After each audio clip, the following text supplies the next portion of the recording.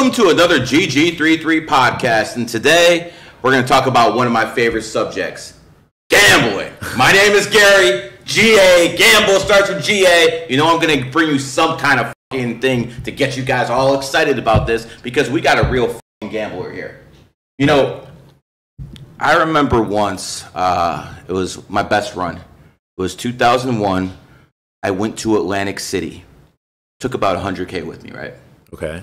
And I'm not a card player. I'm not doing that baccarat too much, even though that's the best game in the house. I'm doing sports and I'm betting parlays. That's what I'm doing. So I lost that 100K in about a week. And as I was renewing my room, they said, "Oh, you're the guy that lost 100K." Bro, I was pissed. You had to find a way to get it back. So even the fucking clerk, you know, the hotel clerk knew I lost 100K. So at this point, I'm like, I need to figure out how to get some more money. Anyways, within 2 days, I was able to get another 100K cash, right? Ran those fuckers up for about 1.3 mil. Okay? In about 3 weeks. 3 weeks. Ran them up. One day I'm coming in there to renew my room because it expired. And they're like, "Oh, we're not going to renew your room anymore."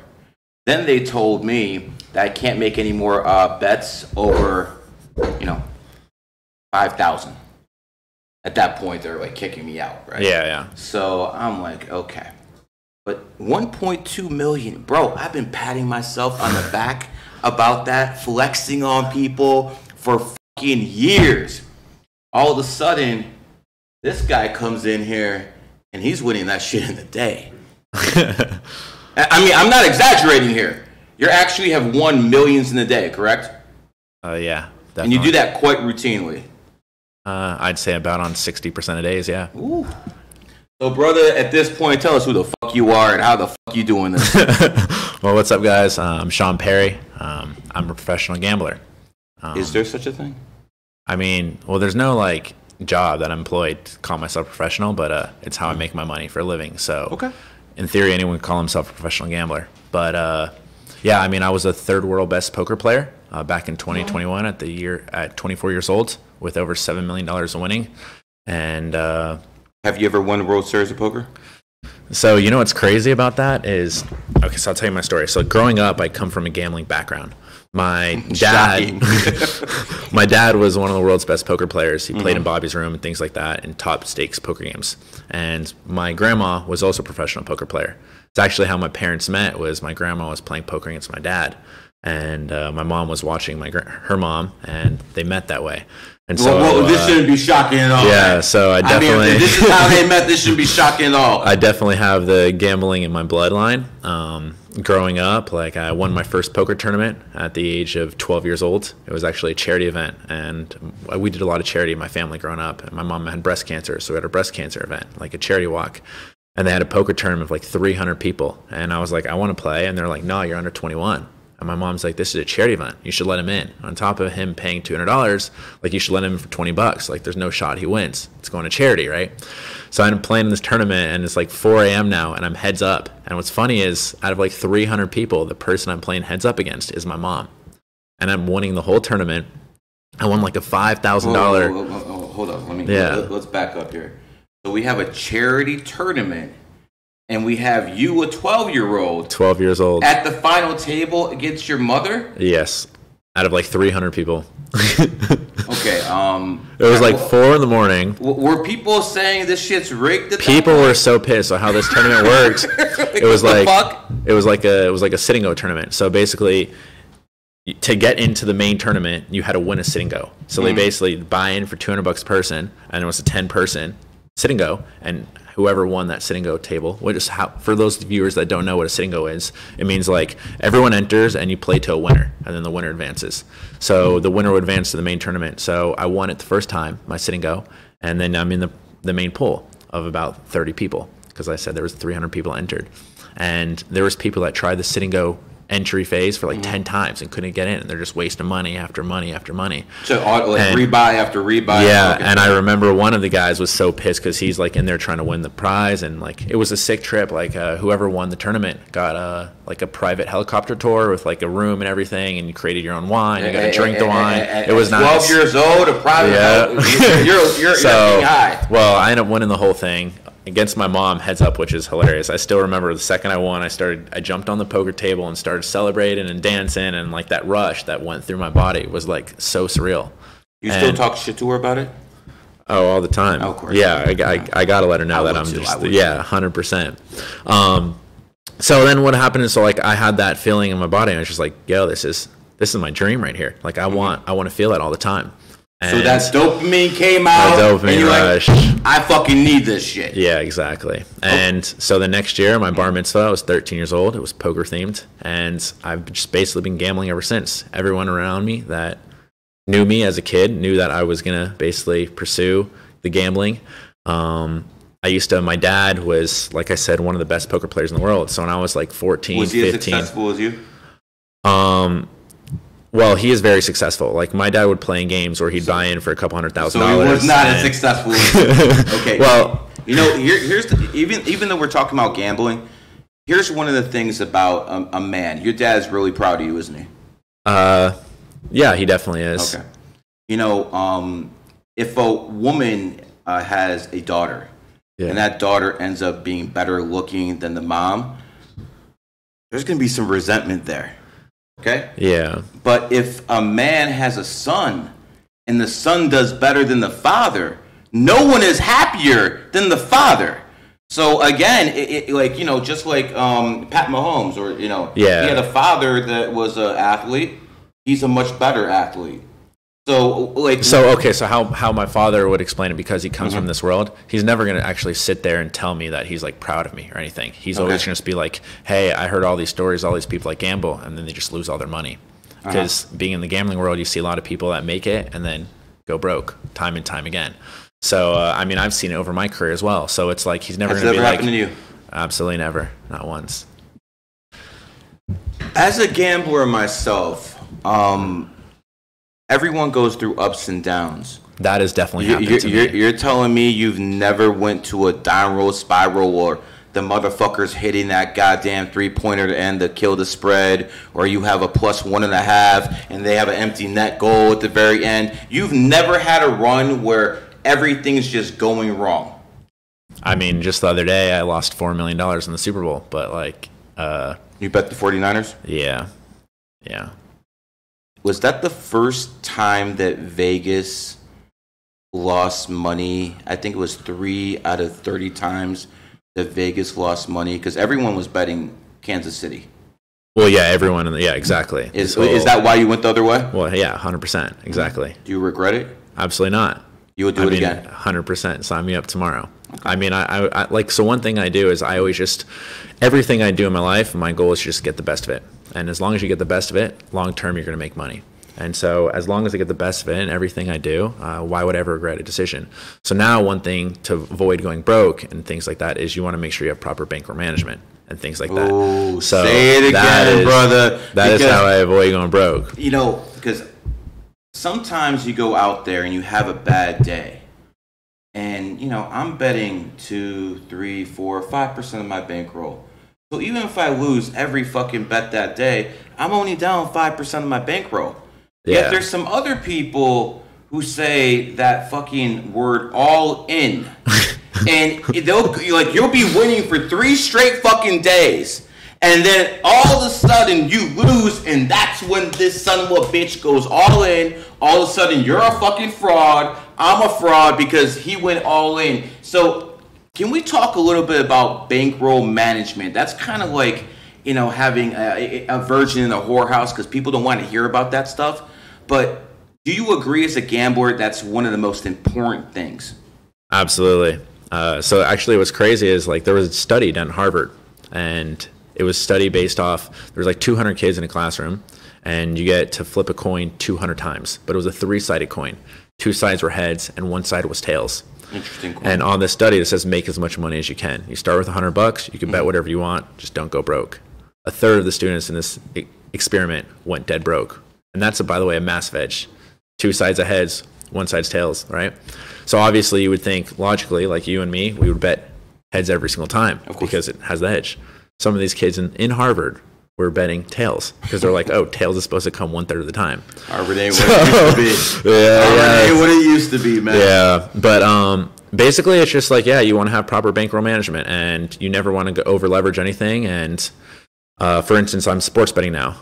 So it's funny how I got into sports. So I grew up through poker, and like my dream was to play poker. And you asked about WSOP, World Series of Poker, which is like the biggest tournament series every single year.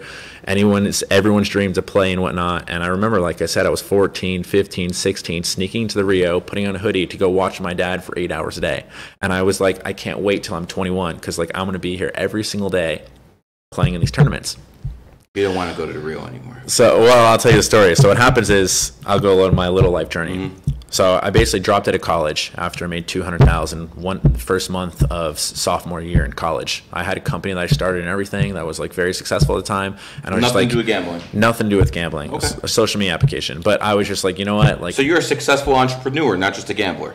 Yeah, I was doing well, and I was doing Airbnbs at the time, making a couple $100,000. Like I just straight hustler. Yeah, anything I do or whatever. So I was a smart guy, and so what happened is like I was just like, you know what, screw all this stuff. Like I knew with Airbnb, for instance, I could just make money whenever I wanted. Whenever I wanted. So I didn't need no degree. I was never going to work for anyone anyways. So I just said, screw this, never. Well, my senior year of high school, I went to California to play basketball. And I worked at my uncle's restaurant. He had like it's called a fish shop, and you basically, yeah. Well, I'll tell you this. And it doesn't matter. I had a job for him, and it's actually kind of a funny story because it was a restaurant, and I would work the register, and the restaurant would do about 12 to 14,000 sales a day. But I would go for one third of the day, and if I did register, it would go from like 16 to 18K. So I increased their sales by 33% on a 5-hour shift.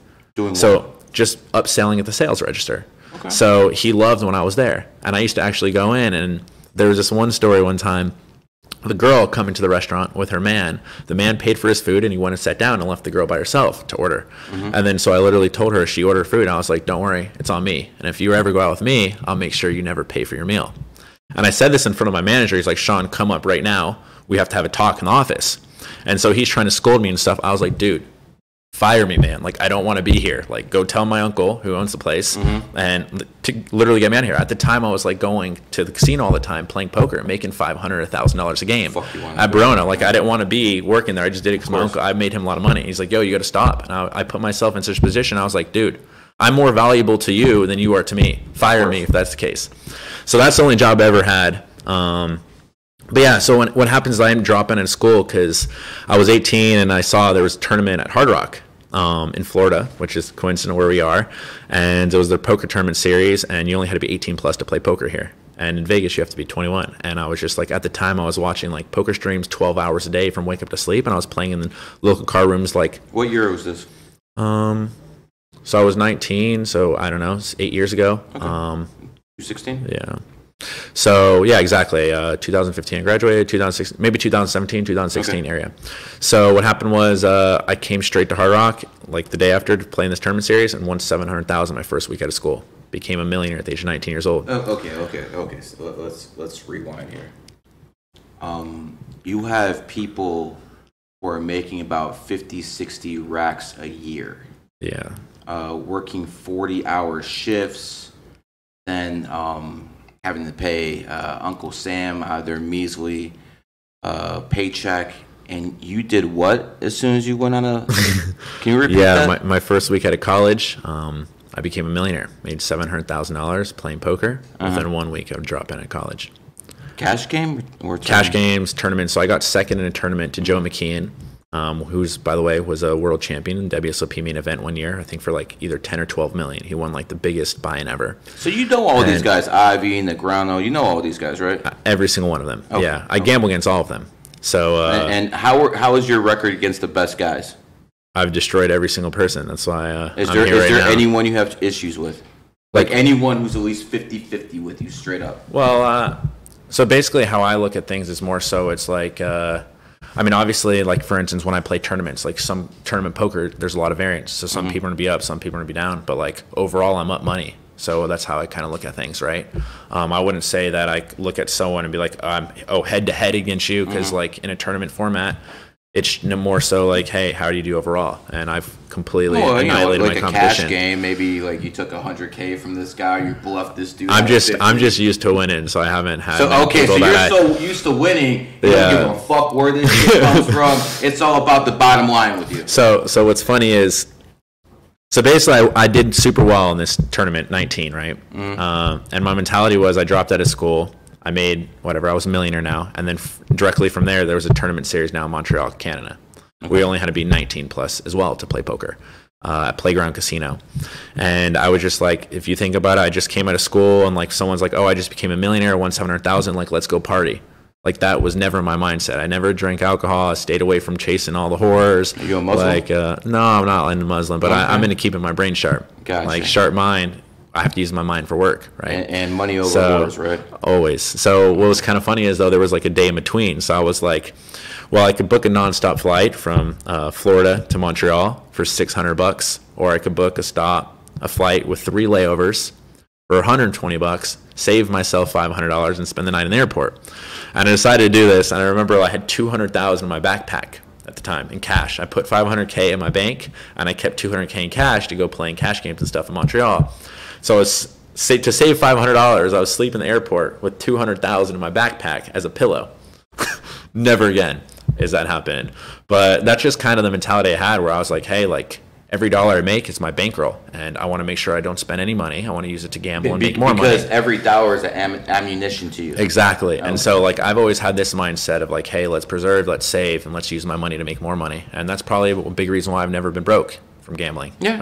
I mean, there's one thing about being thrifty, but I mean, come on, dude. You gotta sleep on $200K, not to waste fucking $500. Come on, man. So I was doing that, and I went to Montreal. I did well there. And what was happening is for the next 2 years, basically, I was just like, it was kind of hard for me to gamble. So I was in like, I was be in Canada and play online poker and things like that. And I was doing well everywhere I was at. And then there was this tournament called 5 Diamond Main. So after the World Series of Poker, the next biggest tournament to be in is the 5 Diamond Main. First place is going to be like a couple $1 million. And the day of my 21st birthday was the day of this tournament. So I was telling people for 2 years that I'm going to win this goddamn thing.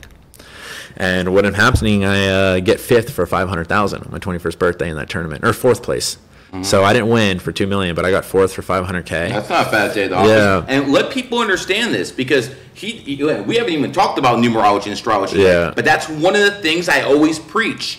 Do things under your energy. This man had a nice payday on his birthday, and unless you're in a 7-year cycle, pound on your birthday. Even if you don't like gambling, maybe on your birthday, you actually might get the casino.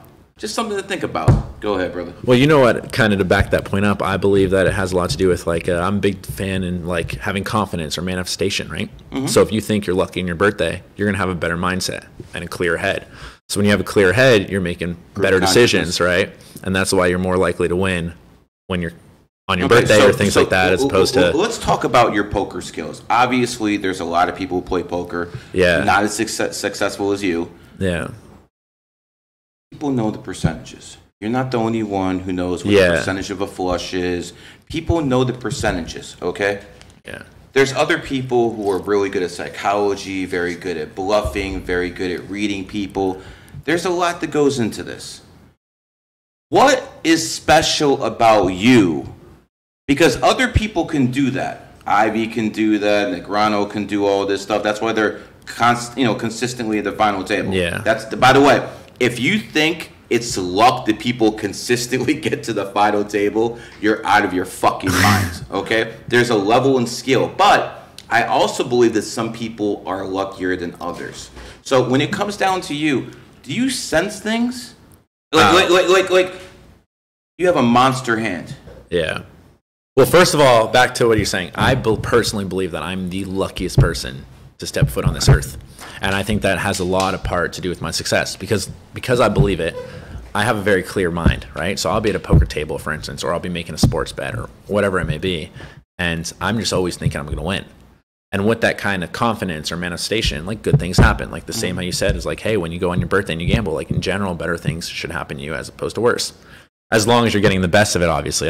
Don't go to the casino and play roulette on your birthday because you're thinking it's my lucky day. Like that's not going to turn out well. But yeah, like poker has a lot to do with like reading people and things like that, where I'm very strong in. I have a good understanding, and I can sense if people. You're born in the year of the rat, 96. Of course, you're good at reading people. So yeah, all that bullshit. Your numerology stuff's insane. What I want to know is when you lay down big hands. Yeah. Do you feel something? Is there something that's telling you, yo, I need to let go? And mathematically, it's the wrong move.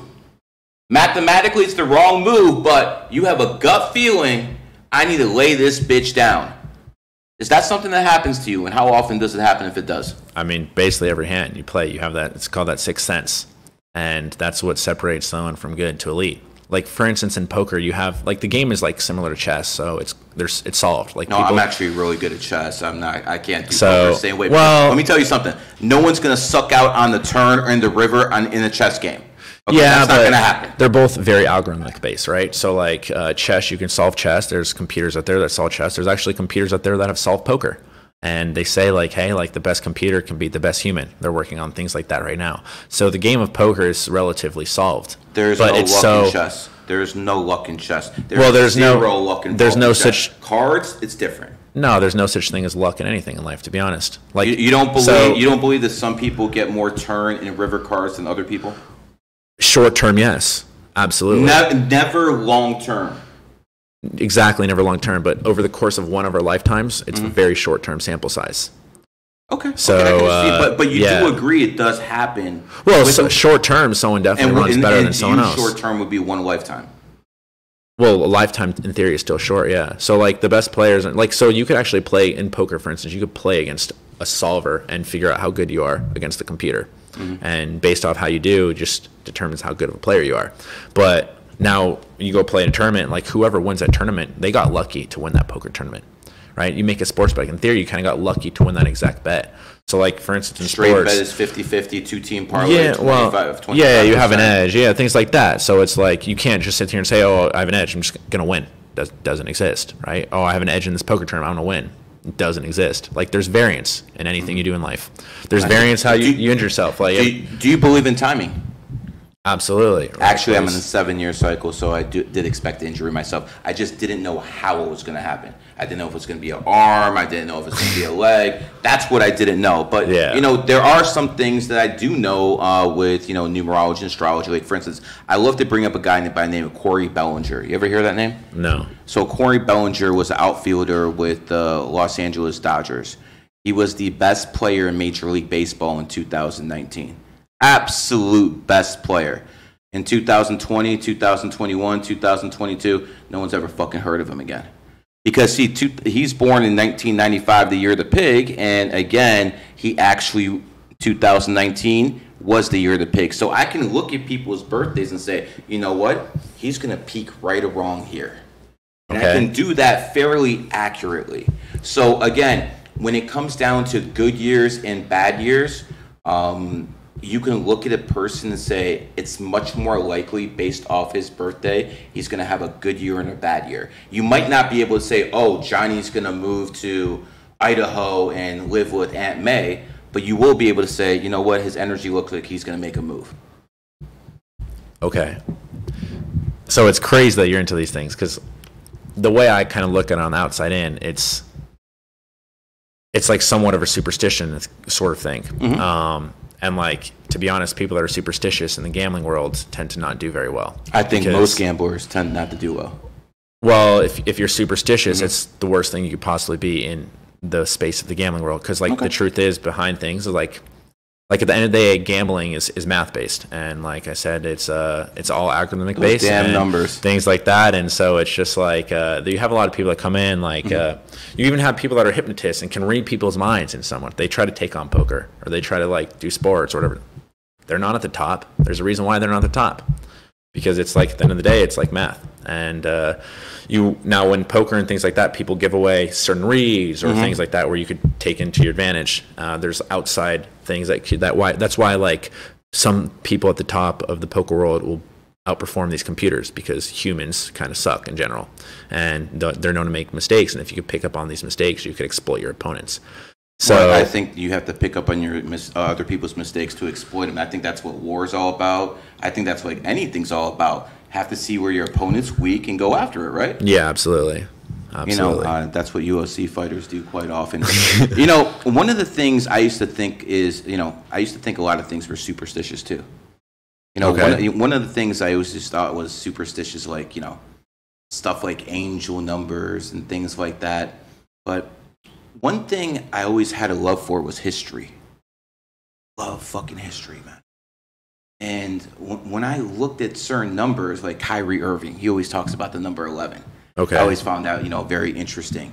And, when he was actually born, he was born 1992, the year of the monkey. And do you know the only time that he won an NBA championship was when he busted that three over Steph Curry in 2016, the year of the monkey? So, again, you can think some things are superstitious, but when you see a sample size of things working out over and over, it's very difficult to believe certain things are superstitious. Like, for instance, people who were born in the 5th, like you, travel quite often.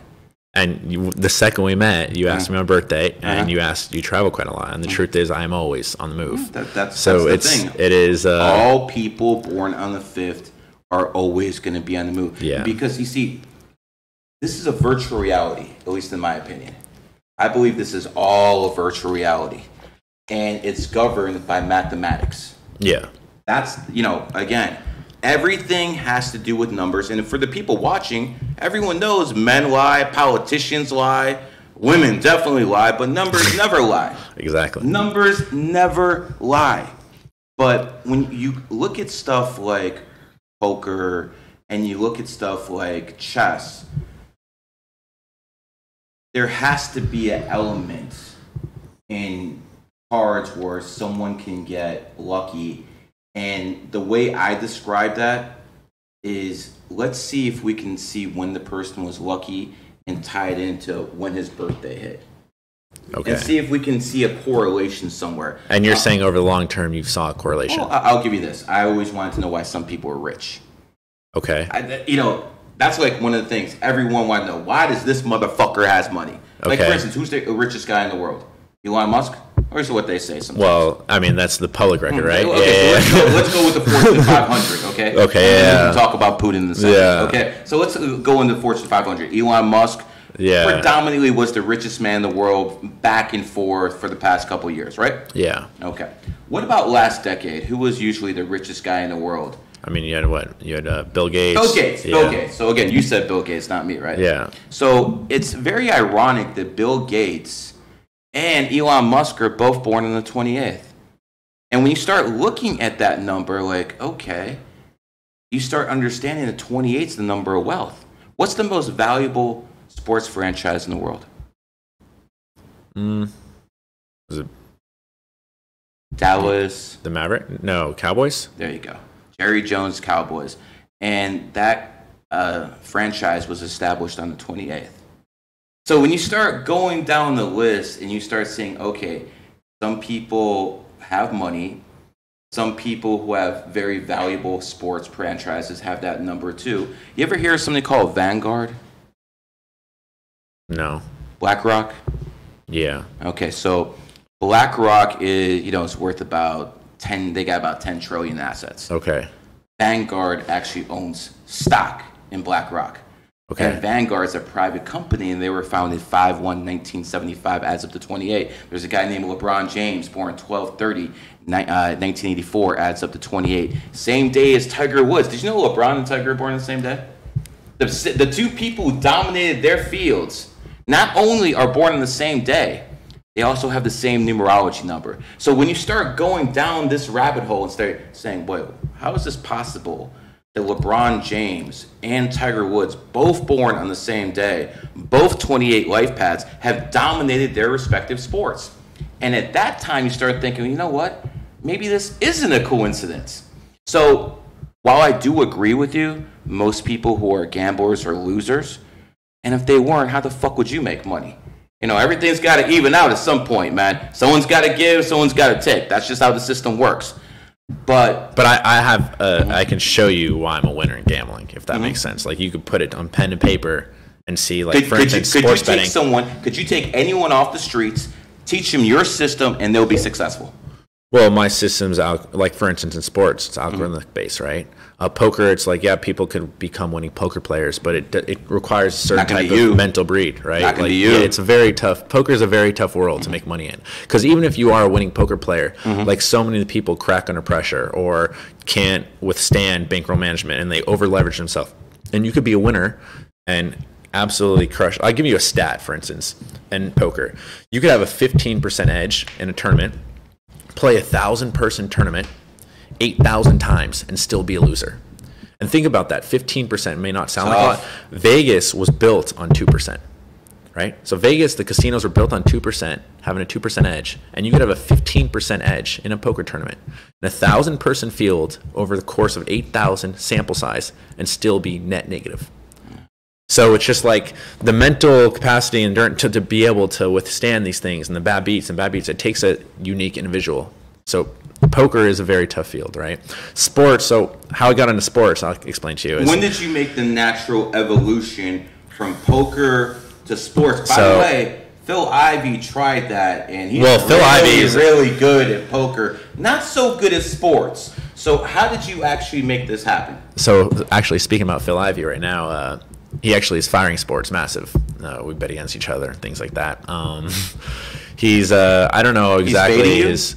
Oh, we fired Phil Ivey and I have bet $500,000 against each other, like, through other third parties. He specifically fades you? We would fire against each other. So he works, but I don't know if I should talk about his operations or whatnot, what he's doing, but he's manipulating the market and things like that. So I can get into all those sort of things in the sports world and what's happening in a bit. I don't necessarily want to know if I want to say about his business or things like that, because I just want to know if you're, I've gambled massive against Phil Ivey. If you're really good at gambling, why the hell would anyone fade you? Well, because there's a lot of people, like, that are also think they're good at gambling, right? And for instance, like, he may be good at some things, but has leaks in some areas as well. Okay. So one thing is, if Phil Ivey found out, if I wanted to bet against, so what Phil Ivey is doing right now, he's betting massive on sports, and he's, like, manipulating the market, meaning, like, what he'll do is he'll fire a bunch here on team A, make the line go from, like, for instance, +7 to, like, +8, and then try to bet it. That's nothing new. Yeah, exactly. People with large bankrolls can do that, and then he would try to fire +8. So now if I come pick up the other side at -8, and he found out it was me doing it, he would be scared to accept that action.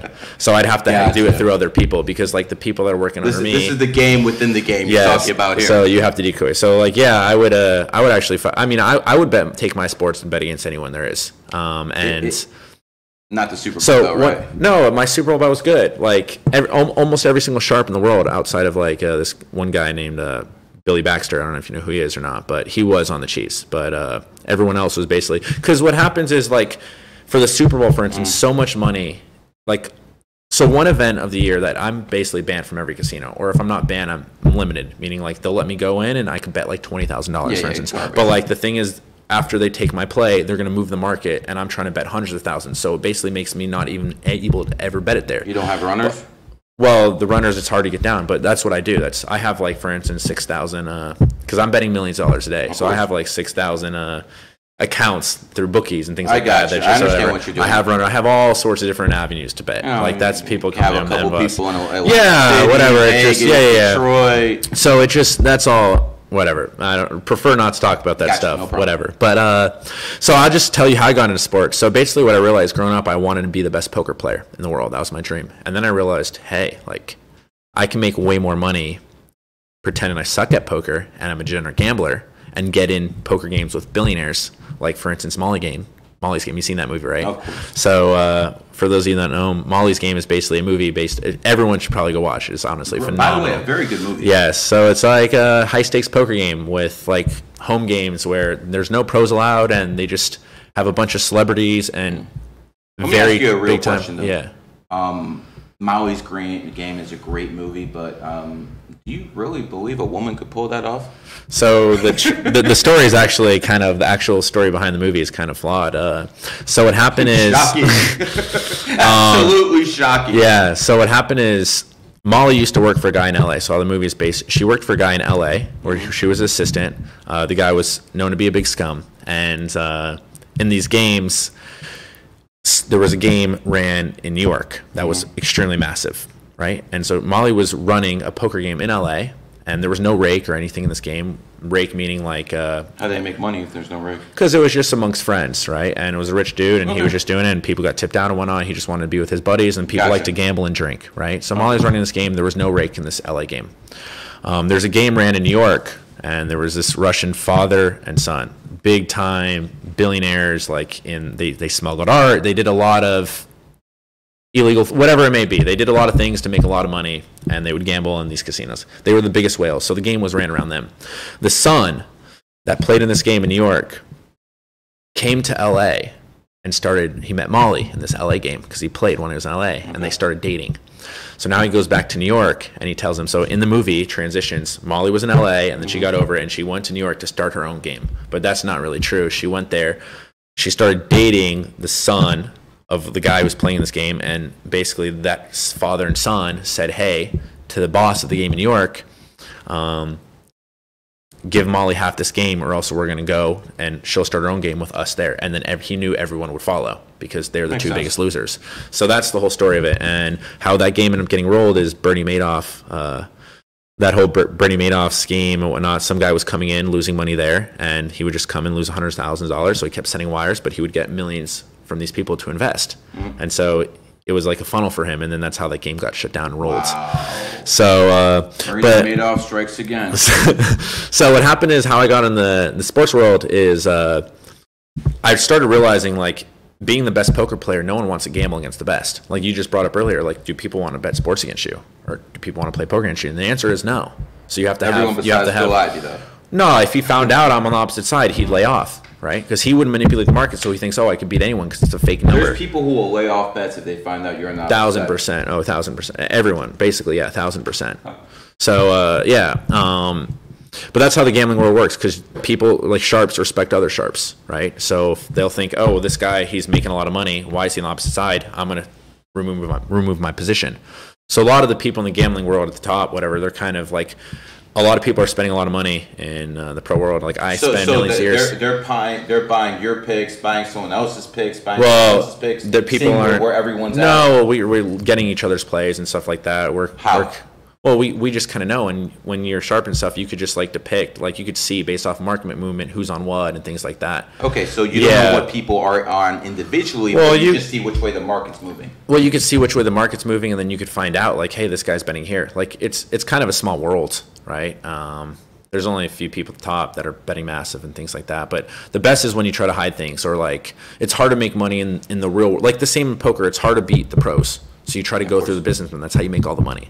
So that's why I've basically gone to the top of the world, because I'm connected with all the businessmen. And how that happens is because of the fact that I realize in poker, it's not best to be known as the smartest. It's best to be known as like a degenerate gambler, so I could get in these games. Like I was young, I was 21, I was 22, and I had all this money, and these guys just thought I was like a trust fund kid or something. So I'd come in these games, and I would act like a degenerate. Like if someone wanted to flip me for $1 million, I would flip for $1 million. I'd actually beg, be like, yo, I lost a pot. I need action. Someone flip me. $1 million. And they're just thinking, this guy's fucking nuts.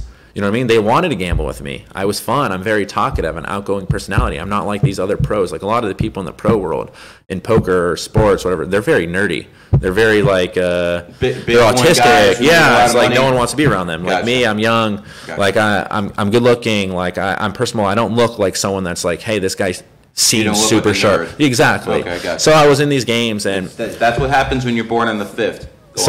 So speaking of like the World Series of Poker, right? You said, did I used to dream of playing World Series Poker? Under 21, I did. But then I started getting involved in these private games. I basically skipped every single event my 21st birthday of the WSOP, which was my dream to play in when I was under 21. I'm coming 21, and I'm just like making so much money in these private cash games that I didn't care about playing tournaments. I actually entered the WSOP main. I was chip leader heading into day 2, and I got called to go play in high stakes cash game with like people like Kevin Hart and multiple billionaires. And I was like, you know what, screw this. I just left my chips and I went to go play in the cash game where I made over 7 figures in like 2 days playing with those guys. So it's like a final tabling in that tournament. About 10K. So yeah, so basically I learned at a real young age, hey, like let me just start acting like a degenerate. And I basically became involved in the highest poker games stakes there were with businessmen, things like that, where I was crushing it. Okay. And do you still play poker? Not so much at all anymore. Okay, so that explains the podcast. So about this now. I'm like, well, if you have to play these guys again, but okay. So what happened is like I was winning a bunch, and like my seats slowly were getting removed from the games. But I did become friends with these guys, and they grew a liking towards me. And a lot of them realized, hey, when I was your age, you reminded me a lot of myself. So like people like to gamble against their friends in general. So you become friends with these people, and then they're down to gamble with you. Has any celebrity like just worked you over one night, just got lucky on the river? Well, it happens all the time, obviously. People win and lose. I have all the stories with celebrities. But let me ask you, how many times when those celebrities beat you, did you do it on purpose so you can mop them up a little bit later more, or how many times was it actually genuine that these guys beat you? So I'm never going to like lose on purpose. But what I would do is in these cash games, I would give insane amount of action. That's not optimal to play, but I wouldn't play, in theory, my A game because I wanted to give more action, so they wanted to continue playing with me because no one wants to play poker with someone that's tight. So what happened is how I got into sports is because I was connected here, all these people that are really sharp, they're probably making, maybe 500. Like, for instance, a sharp person runs sports books. Sports books paying them like 150, 200K a year. Okay. So they're bottom level sharps. Then you have sharps that are going to go work on their own, make $500,000, $1 million a year, or whatever. Or if they're real sharp, they could come work for me. I'll pay them more than what they're making betting on their own because I have sick outs to bet against because I'm connected with billionaires. I know all these bookies. And because of all my friends through the poker world, I could use their accounts to bet and things like that. So basically, someone who's real sharp can work under me and make more money working for them, for me than for themselves. The biggest issue with sharps, and again, you're not the first person I talk to, is the biggest issue is getting fucking accounts? Yes, exactly. Getting down 100%. Okay. So my specialty is I have the special network of people where I'm able to get all the accounts in the world. Like I said, I have 6,000 bookie accounts. Right now. Yeah, you basically push it all bets certain ways. Well, you have bots, you have things like that. But I'm like super well connected and plugged, and that's why I was able to hire the best in the world to work under me. And so because of that, what happened is, what's funny is, so I've also stopped playing tournament poker because I never really prioritized it because I wanted to be known as a whale, like as a businessman, in order to continue playing these games. And then what happened is when I was 24 in the year 2021, I was cross-booking against some billionaire in tournaments. So what that means is like we would play a tournament, it was 10K buy-in, say I cashed for 80K. The guy I was gambling against, he would owe me 800,000. And then vice versa. If he cashed in the tournament, he cashed for 60K, I'd owe him 600K. So we're going head-to-head every single day on the Poker Go Tour, which is the most prestigious poker tournament series there is. It's like 10K buy-ins or above, and you get a world ranking. And I was doing so well that I was actually tied for #1 in the world. And then the guy lost all his Bitcoin to me and stopped.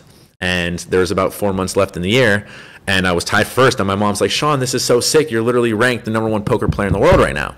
And I was like, Mom, this isn't good. This is blowing my image that I've built for years. Like, I'm not going to be able to play with all these businessmen in these private games anymore. So I just went on a 4-month world tour, and I ended up finishing 3rd in the world that year. So actually, I was tied for 1st, and that's like my first time playing tournaments like competitively, seriously, day in, day out, because I was making so much money cross-booking against this billionaire businessman.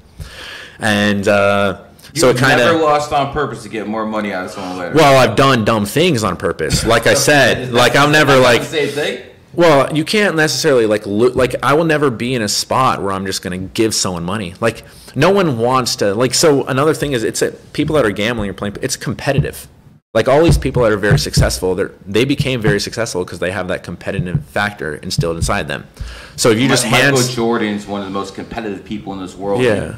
He'll never want to be given a thing. There were reports about him gambling very heavy on. Yeah, he got his fault. Yeah, him like reports of getting his father killed and things like that, right? Due to gambling debts. I didn't say that.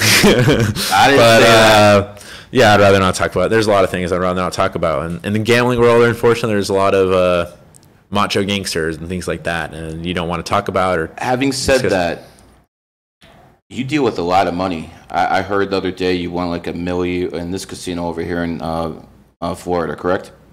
Yeah, 700,000. Okay, so first almost $1 million.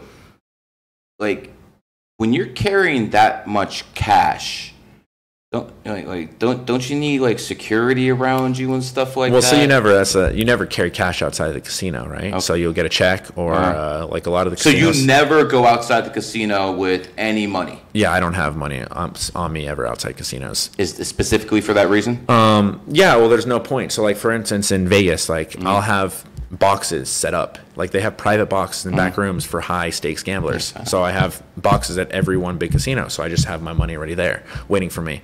Because like it's a safety hazard. No one wants to travel with a lot of money. So a lot of these people like get followed home and big gamblers and they think they're going to get money out of it. And like the truth is like no high stakes gamblers carry money on them because we know we're a high risk target. Makes sense. When I was doing my big gambling, compared not to him, but to most people, one of the things I appreciated was William Hill. If you're going up to Reno or Las Vegas, you could like cash in the same tickets, so you didn't actually have to travel with the cash. You could just travel with the tickets. One of the things that pisses me off about Caesars is you can't take the Vegas tickets and cash them in New Jersey and vice versa. And I understand they have different laws and stuff like that, but that would make it a lot more convenient for people so they wouldn't have to fucking travel with cash. Yeah. They also have chips. So if like you have big chips, like 5K or above, they have chips inside them. So if someone robbed them from you, it's like What's the biggest chip you ever had? I had 25K.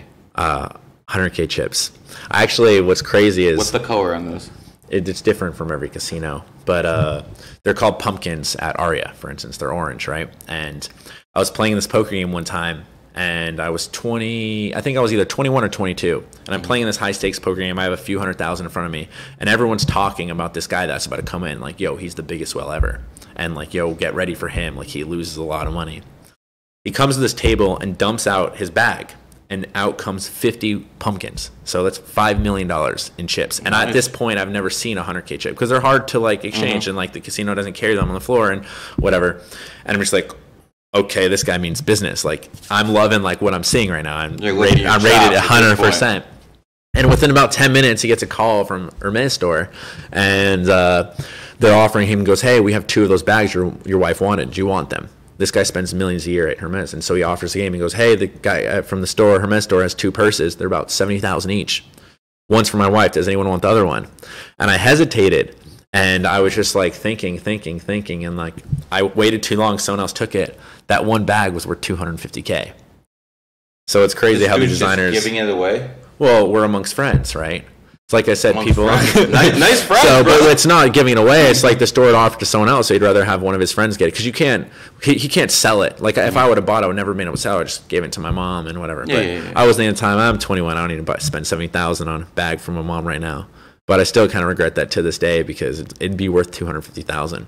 But yeah, so that was my first time ever seeing a 100K chip. I have 100K chips and things like that now. I went and made a Super Bowl bet just the other day with $100,000 chips over at Circa. So one thing that's beautiful about, I'll tell you my story at Circa, which is kind of fascinating. So one thing I do is I also try to hustle the casinos. And on top of other gamblers. And so I'll go to the casinos, and I'm actually the highest players card at every big casino there is. And the reason for that is because these casinos have sports books. So if you walk in off the street and just want to bet sports, they're just going to give you normal limits. But if you go to the casino first, lose a few $100,000 in expected value, meaning like I'll play blackjack or baccarat max per hand. And the casino will give me the highest rated thing because they think I'm a whale. I'm a losing gambler. So clears are your 7 stars. Yes, so 7 stars. I'm Noir at MGM. Actually, I was the youngest Noir. The day after I turned 21, I became Noir at MGM. Like, because right off the rip, I had this hustle in me. I was just going to start making money the second I turned 21. So what happens is, like, I'd go to the sports books and just head crack them. So, like, I would basically make myself in the eyes of the casino degenerate, and then I'd go to the sports books and bet big. And then what I would do is, like I said, the people who are running the sports books, they're not that sharp. They're getting paid $150,000 a year. Like my motto in life is like if you're good at what you do, you're never going to work for somebody, right? You're going to work for yourself. Because why make someone else money? Not everyone's an entrepreneur, bro. Well, if you're not everyone's a capitalist, brother. So like I don't know, the sports world, the people that are. Whatever they may be, but they're just easy to manipulate. So what I can do is I am able to manipulate the market in the sports world. So what that means is, say, betting the Lakers +7.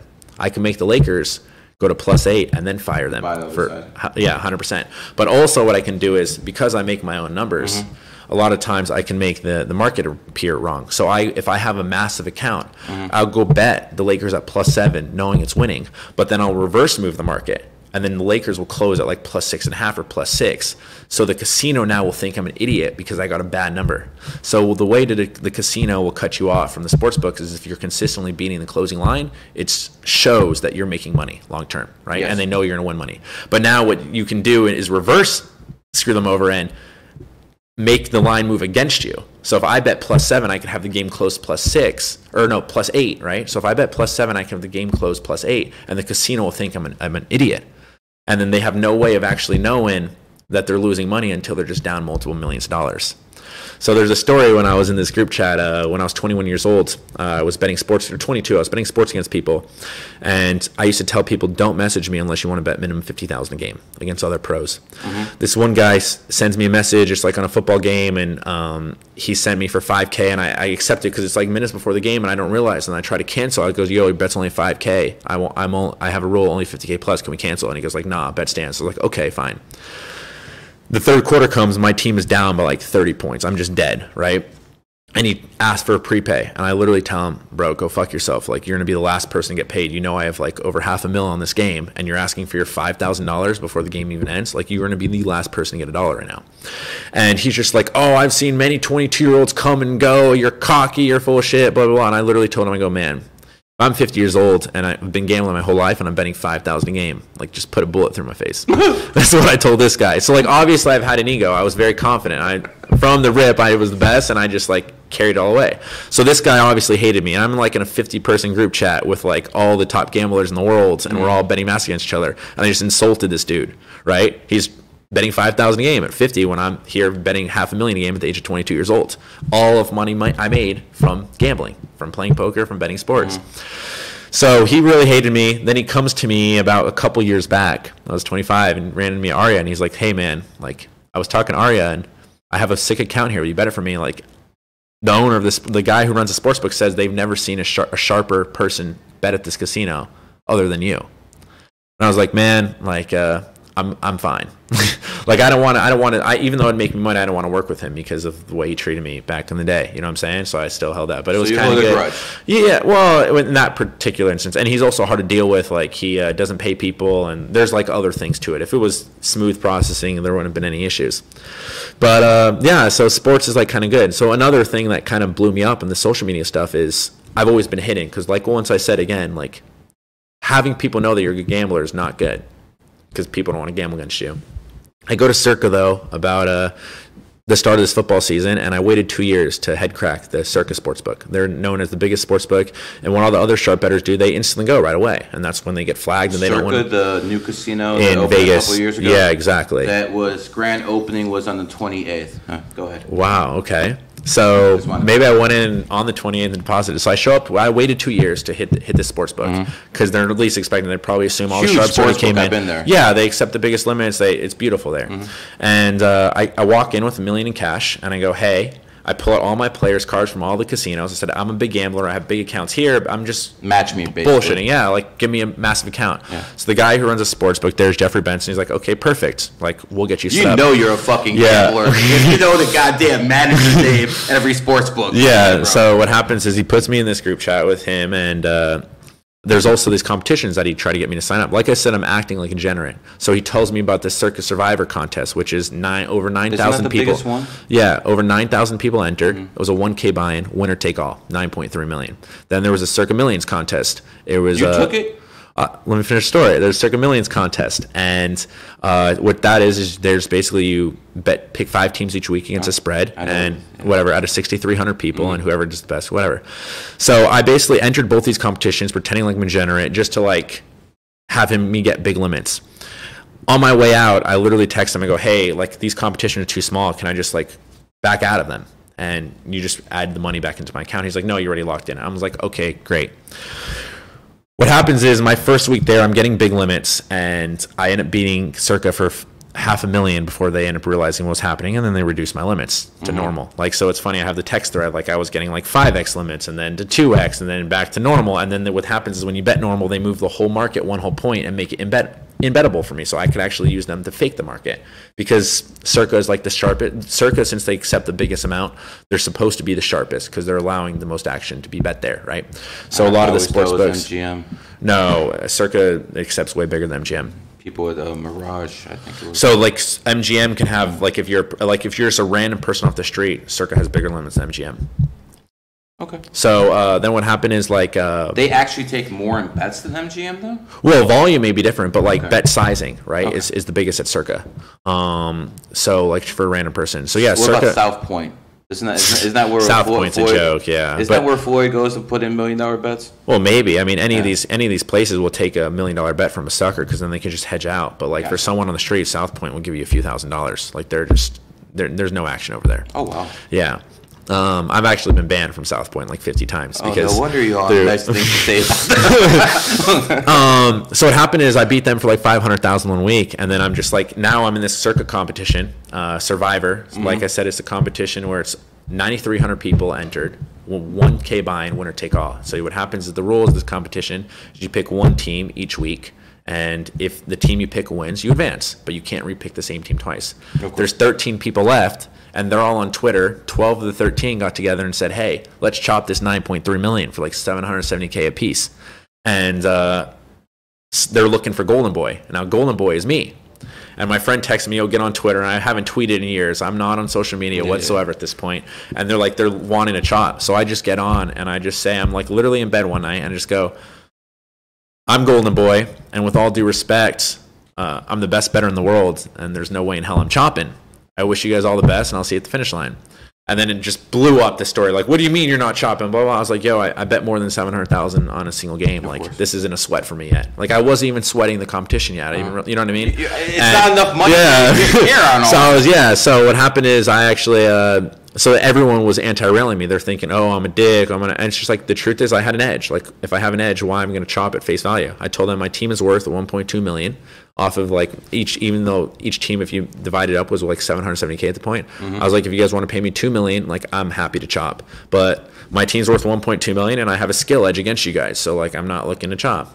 Then what happens the next week? There's only 10 of us left, and they're like, oh, we're gonna root. And then I end up losing. I got 5th in that competition for 0, and the whole internet started celebrating, like, oh, look at what happens. Karma's a bitch, and it's just Listen, when you're a 33 life path, and something so-called negative happens, they come out the woodwork, bro. They come out the woodwork and start attacking. So you might as well get used to this hate, bro. So it's not going to change. Well, there's a saying, if you don't got any haters, you're doing something the wrong way. Damon John once told me, that's the guy who is on Shark Tank. He's like, it's when you don't have haters, start worrying. Exactly. Yeah. So what happens, everyone's celebrating my loss, and people are just thinking, wait a minute, though. Like, if you think about it, why would this guy not chop $700,000? Because obviously they're thinking, oh, wow, this guy actually is making money in sports. And so people were asking me, what do I do?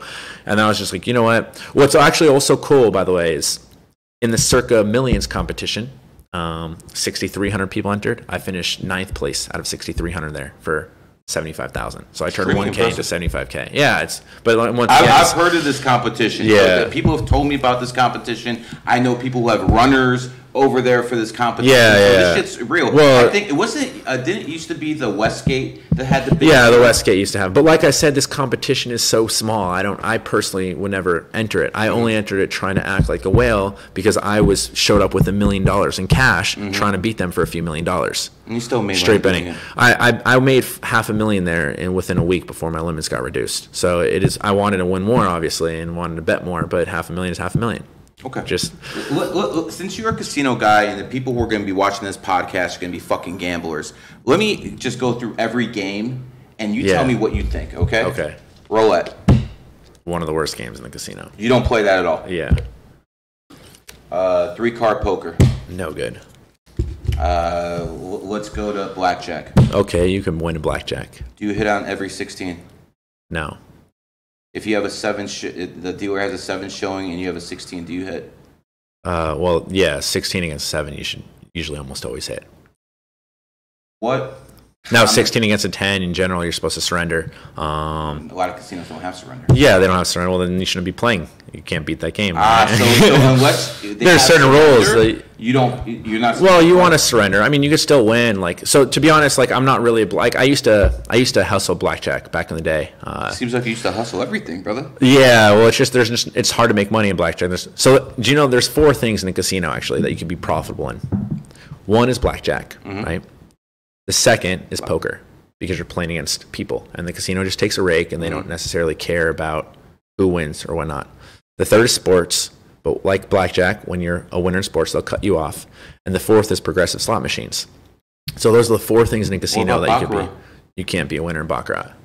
Impossible. So I have a friend. It's almost 50-50. It's like even cleaner than blackjack. Yeah, well, it's the lowest. Baccarat is the smallest edge the casino can have against someone. Yes, but you can't be a long-term winner in baccarat.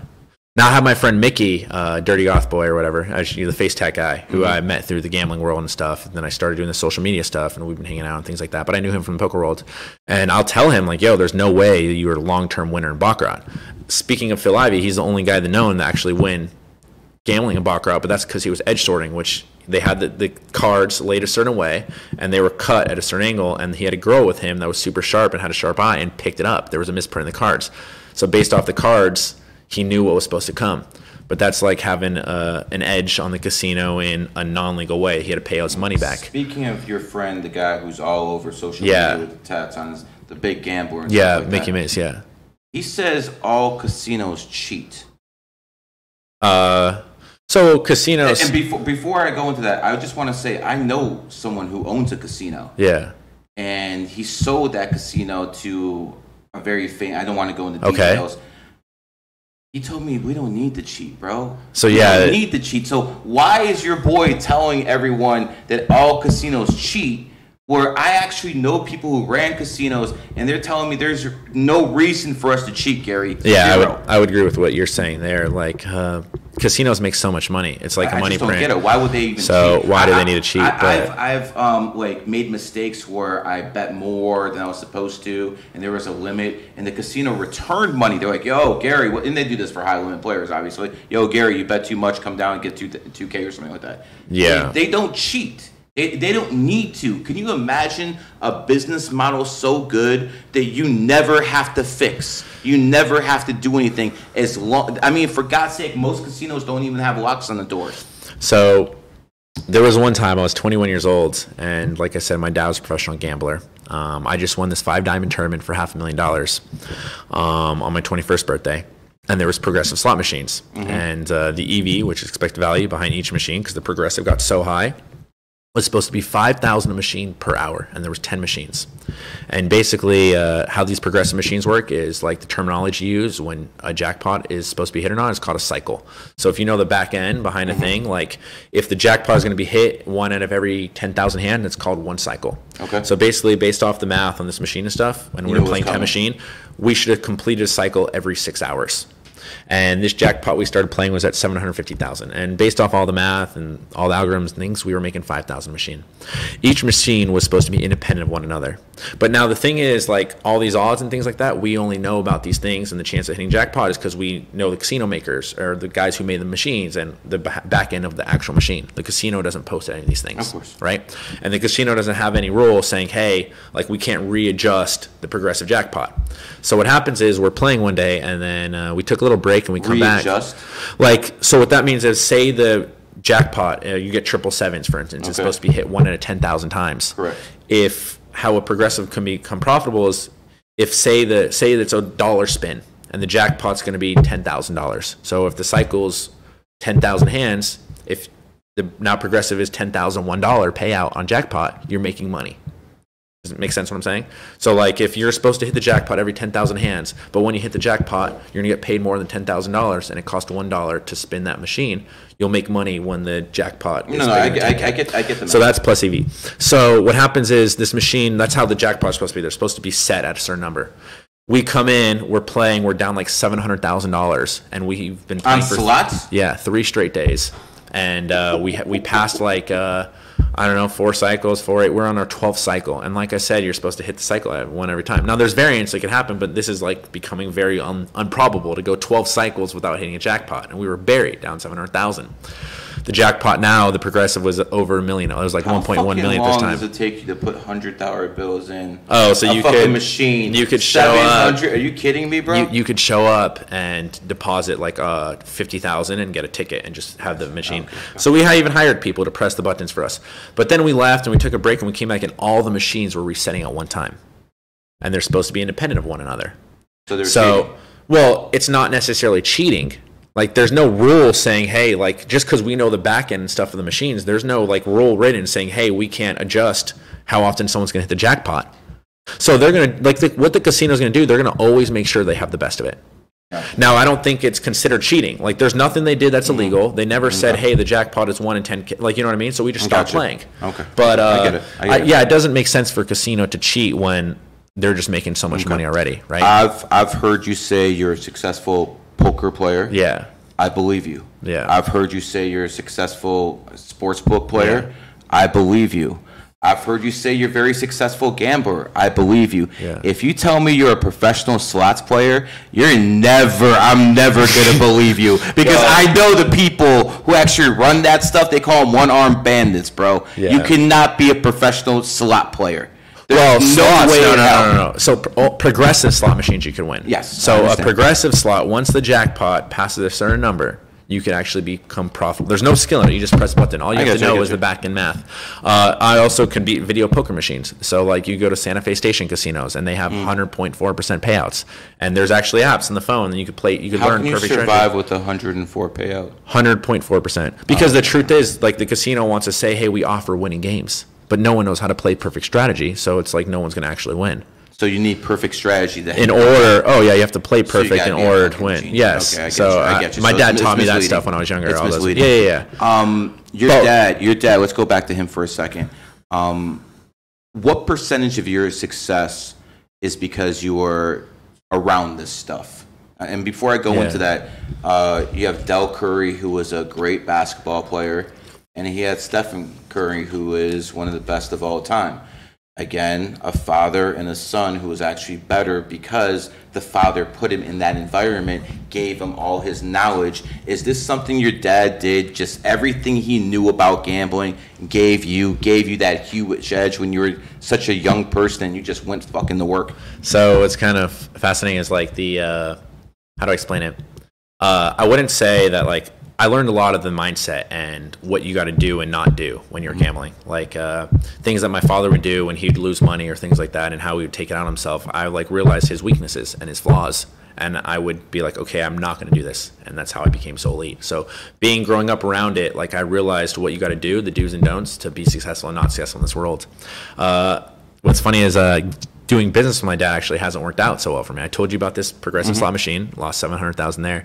I bought a piece of him one time in a poker game and lost a few $100,000, and that's that. So I'm down $1 million doing business with my dad. So everything I've made actually has been on my own, and in this gambling world, me and my dad are completely unrelated. Like I do my stuff. No. What I mean is the fact that you were so good at what you do, you basically learn from his mistakes. Well, exactly, 100%. Okay. So seeing what my father did that helped him thrive and seeing what he did that helped him like not so much thrive and like his weaknesses is what I incorporate in my game and helped me for sure become like more successful. Would you encourage most people to gamble? Gamble, no. No. But you don't gamble, you have an edge. That's the way you perceive it. So one thing I do is so what happened with the Circa thing, I had all these people coming to me basically after this competition saying, yo, how do you refuse to like chop this 9 million? Like, what are you doing to have so much money? I was like, well, I sports bet. I play poker. And they're like, can you teach me? Can you teach me? Like, I'm dead broke. So I was like, you know what? Why don't I come out and start helping these people? So that's what I've been doing lately. And let's hear it. I started about a month ago and I've been releasing plays to people and I've basically been changing people's lives. I've have one guy turned 1,000 over 70K. I've met celebrities. I've made Offset over $4 million in this last month. I've made Rich the Kid $2.5 million.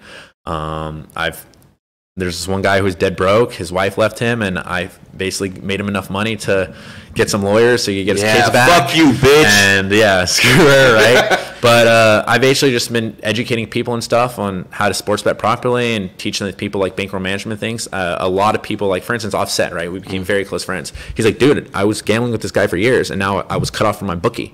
Like, I need another one. I was like, that's what happens when you keep beating lines and you're making money. Like, he's not going to want your action anymore. If you're winning money, he's going to cut you off. So I had to find him a new bookie and things like that. So I started selling my plays and stuff on internet and kind of becoming a household name, I guess, in the sports world. And you've been doing this for like a month, right? A month, yeah. Okay. So I've been doing what you're doing, obviously at a much lesser level, but I'm one of the bigger names out there with selling picks as well.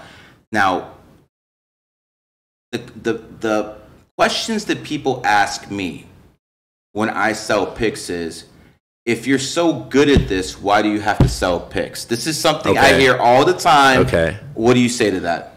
So let's relate it to Mr. number 28, LeBron James over there. Let's hear it. If he's so good at playing basketball, why does he want to be paid top dollar to play basketball? It's not exactly the same. So well, it is because it's basically, it shows that you're worth something, right? So if you're going to do someone a favor, it's like, hey, like, I have a worth in this, right? And it's just like, I'm not here like whatever. So it's like LeBron, he is worth billions of dollars. Why does he need to be paid $20 million a year to go play basketball? It's just because, hey, I'm the best in the world. You pay me. That's what happens. Capitalism, baby. So yeah, so I mean, people are gonna have to pay me for my services, and 100%. I'm gonna make them money in return. Because if you want to make money off someone's back, that person is entitled to get some of that money that he makes you. Correct? Absolutely. Yeah. Okay. Let's go to the next thing. When people start selling picks, you're gonna eventually have people who are gonna start running around calling you a fraud because they went and bet with you on the wrong day. You're not going to win every day. So that's one thing that I popularly preach. So there are a lot of, they call it touts, people that sell picks, right? That just like, oh, I have a guaranteed winner. Oh, I have a play that's never going to lose. I win 95% of race. Yes. None of that stuff exists. Long term, for me, for instance, I have a 6% edge in sports, like overall, which once again, Vegas was built on 2%. So if I'm winning at a 6% clip, you are going to get real rich real fast. So what that means is, though, I'm winning 56% of my games long term, right? As of lately, this last month, I have won maybe 70% of my games. So that's unsustainable. It's not sustainable. I'm running above average. Okay, but that is something I want you to hear. You hear this guy? When you hear these guys in Vegas, and there's a lot of frauds out there saying 100%. We're gonna win 100%. Vegas Dave, I'm fucking 100-0 on the Major League Baseball season. Some bullshit like that. Absolutely. As soon as I said 70% is unsustainable, he fucking said it too. Yeah. Because he's being honest with you. Yeah. Listen, I've been on great runs too. I start the NFL season, I'm something like 21-7, 75% against the line. That's unsustainable. Yeah. So what you have to understand is, as long as you're beating the NFL line, and by the way, that's the one that sells the best. The NFL? Which, by the way, the NFL is the hardest sport to beat. So the bigger the market, that means the more analytics they're being put into it, and the bigger people are to bet, the smaller the edges.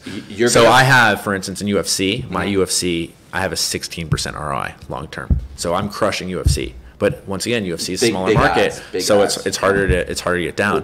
When it comes to selling picks, you just got into this. I promise you, NFL is always going to be, because everyone bets that shit. Yeah. You're going to have the people who are in the hockey every day, some people in the basketball every day, some people in the baseball. Baseball is great for betting. By the way, that's my favorite sport to bet. And the reason it's my favorite sport to bet is you got 15 fucking games every goddamn day. Yeah. You got goddamn double headers. You always can find something within there. So I'm excited for baseball season because it's actually the easiest sport to bet because it's the most analytical. And I'm running numbers and things like that. So you have everything completely down to a science with baseball. What sport is the hardest?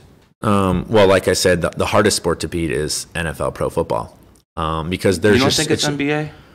No, NBA is a smaller market than NBA, NFL, right? So it's like a smaller market, but I'm just talking about consistently beating them against the line. Not calling winners, you're going to beat every sport. The lines. So the thing that's nice is like in NBA, there's more the more stats there is in something, the easier it is to win. Right, so the lifelong expectancy of an NBA player is longer than lifelong expectancy of an NFL player. The amount of touches someone gets in NBA, sport. yeah, like you have more analytics. Like baseball is very easy to beat because it's super analytical based, right? So the less analytical based, the less touches people have, things like that, is the harder it is to win. But what that means is the harder something is to win, like the less cautious a casino is, and the more money to be made. And football, for instance, the reason why I love football is because you bet massive amounts of money because everyone loves to bet NFL. Yeah, so exactly. I'm firing millions of dollars a game. That's why even the circuit competition, I wasn't even excited when I could shot for $770K, because the truth is I'm betting more than $770,000 per game. Let's go through a typical NFL week. There's about like what, 14, 13 games. Oh, I have action on absolutely everything. Okay, you have action every single fucking game. Yeah. Are you betting overs and unders too? Everything, yes. Okay. Do you move lines? Do you buy points? Never buying points. No, that's unless you want to make your account seem whaley. So I'll explain to you. When you buy a point through a sports book, you're paying 10 cents. Correct. Right? Or when you buy half a point. So what that means is you're going to say, hey, my team is +9. I want them to go to +9.5. You paid extra 10 cents. But the truth is that's minus EV, because half point is only worth 7 cents, maybe 8 cents, depending on what number it is. And actually, I'll teach you guys a way to determine your edge as well. So like each 2 cents is worth 1%. So say you have the Lakers +10, -106, meaning you have to bet $106 to win 100. But then the game will close +10, -108, right? So you have to bet $108 to win $100 on the Lakers. You beat that line by 2 cents. So those 2 cents, what you do is you'll divide it by 2, so you have 1, and you beat the closing line by 1%. But what you got to do is, in order to beat the closing line, you look at the middle. So what the middle means is, if say one side is +10 -08, and the other side is -10 -106, the middle is going to be +10 -10 +01. You know, I understand you. Yeah, I understand everything you're saying. I'm trying to simplify it for the fans. You're talking Klingon to these people, yes, bro. I'm trying my best to simplify it. Okay, that's why they have us to do it for them, right? Let's go back from the NBA buying a point. Let's talk about overs and unders on hockey. Yeah. You know, you have a 5.5. And are you going to take that down to like 5 to make sure? Never. So these are one of the things that if you ever buying points is like somewhat bad, right? Now what you can do is to like make yourself look sharper. Like, so when people ask me buy a point, I'm like in general like, nah, you shouldn't like just bet. So even if the game is 3 and you want to buy that extra hook for 3.5, you're telling me never. Well, some numbers are more valuable than others, right? Okay, that's so if you can be from 2.5 to 3, like, and you only have to pay 10 cents, that's phenomenal, because that's worth like 17 cents, right? Okay. So I'm just making sure there are exceptions to the rule. There are exceptions, but when you bet through the sports books, they know these exceptions, so they're going to charge you, hey, instead if you want to buy from this half point, you have to pay 20 cents. Right, so the sports book in their eyes is always going to want the best of it. Of course, and that's what I mean. Like, once again, the casinos will always want the best of it, but that's where people like me come and play, and the experts. Yeah, exactly. My personal opinion on this: if you're going to do straight bets, almost never. I'm going to say not never, but almost never buy points on straight bets. But if you're going to do a parlay, and you have something of +1,400 that can move down to +1,200 just because you're buying a few points here and there. On a parlay, it's worth for the insurance. On straight bets, I don't believe it is. Well, I think on any bet it's not profitable, but on parlays, it's not worth taking that hook to 3.5. I mean, no, it's also like those people that, like, for instance, they bet an 18 parlay and they'll be on like one of these apps, right? And 7 teams hit, and they're like, you know what? Screw it, I'm buying out. I'm going to pay the VIG and just lock up my money. And I tell people, that's like the worst thing ever. If you were going to do that, like, only bet 7 teams. Don't bet 8 teams, because now you just paid double juice for no reason. Do you ever hedge? I would never, ever hedge unless I'm getting the best of it hedging. You understand? Do you always straight bet? Because if you always straight bet, there's no point in hedging. So parlaying is good because you could if you have an edge, right? So what I do is, like, casinos, like, so if your dog, your casino's getting the best of it, they love when you parlay, because in theory they're amplifying their odds. But now if I have the best of it and I parlay, I'm amplifying my odds even more. But the thing is, what I do is, because I'm getting so much down, I try to look for certain numbers and things like that, so it's hard to parlay. And I'm, in general, like, betting against businessmen or, like, in things, I'm more straight betting than parlaying. Gotcha. Now, I do release parlays every day and things like that for people that want to, which is also good. Like, any form of gambling that there is, I have an engine. When you do parlays and you give out parlays, what is the typical plus on a parlay you would give out? So it just depends. Like I could give out 3-teamers, 5-teamers. Now, what's the difference between minus 500s and minus 150s in a parlay? Oh, I'm not never putting in big favorites and things like that. So so minus 150s max with you.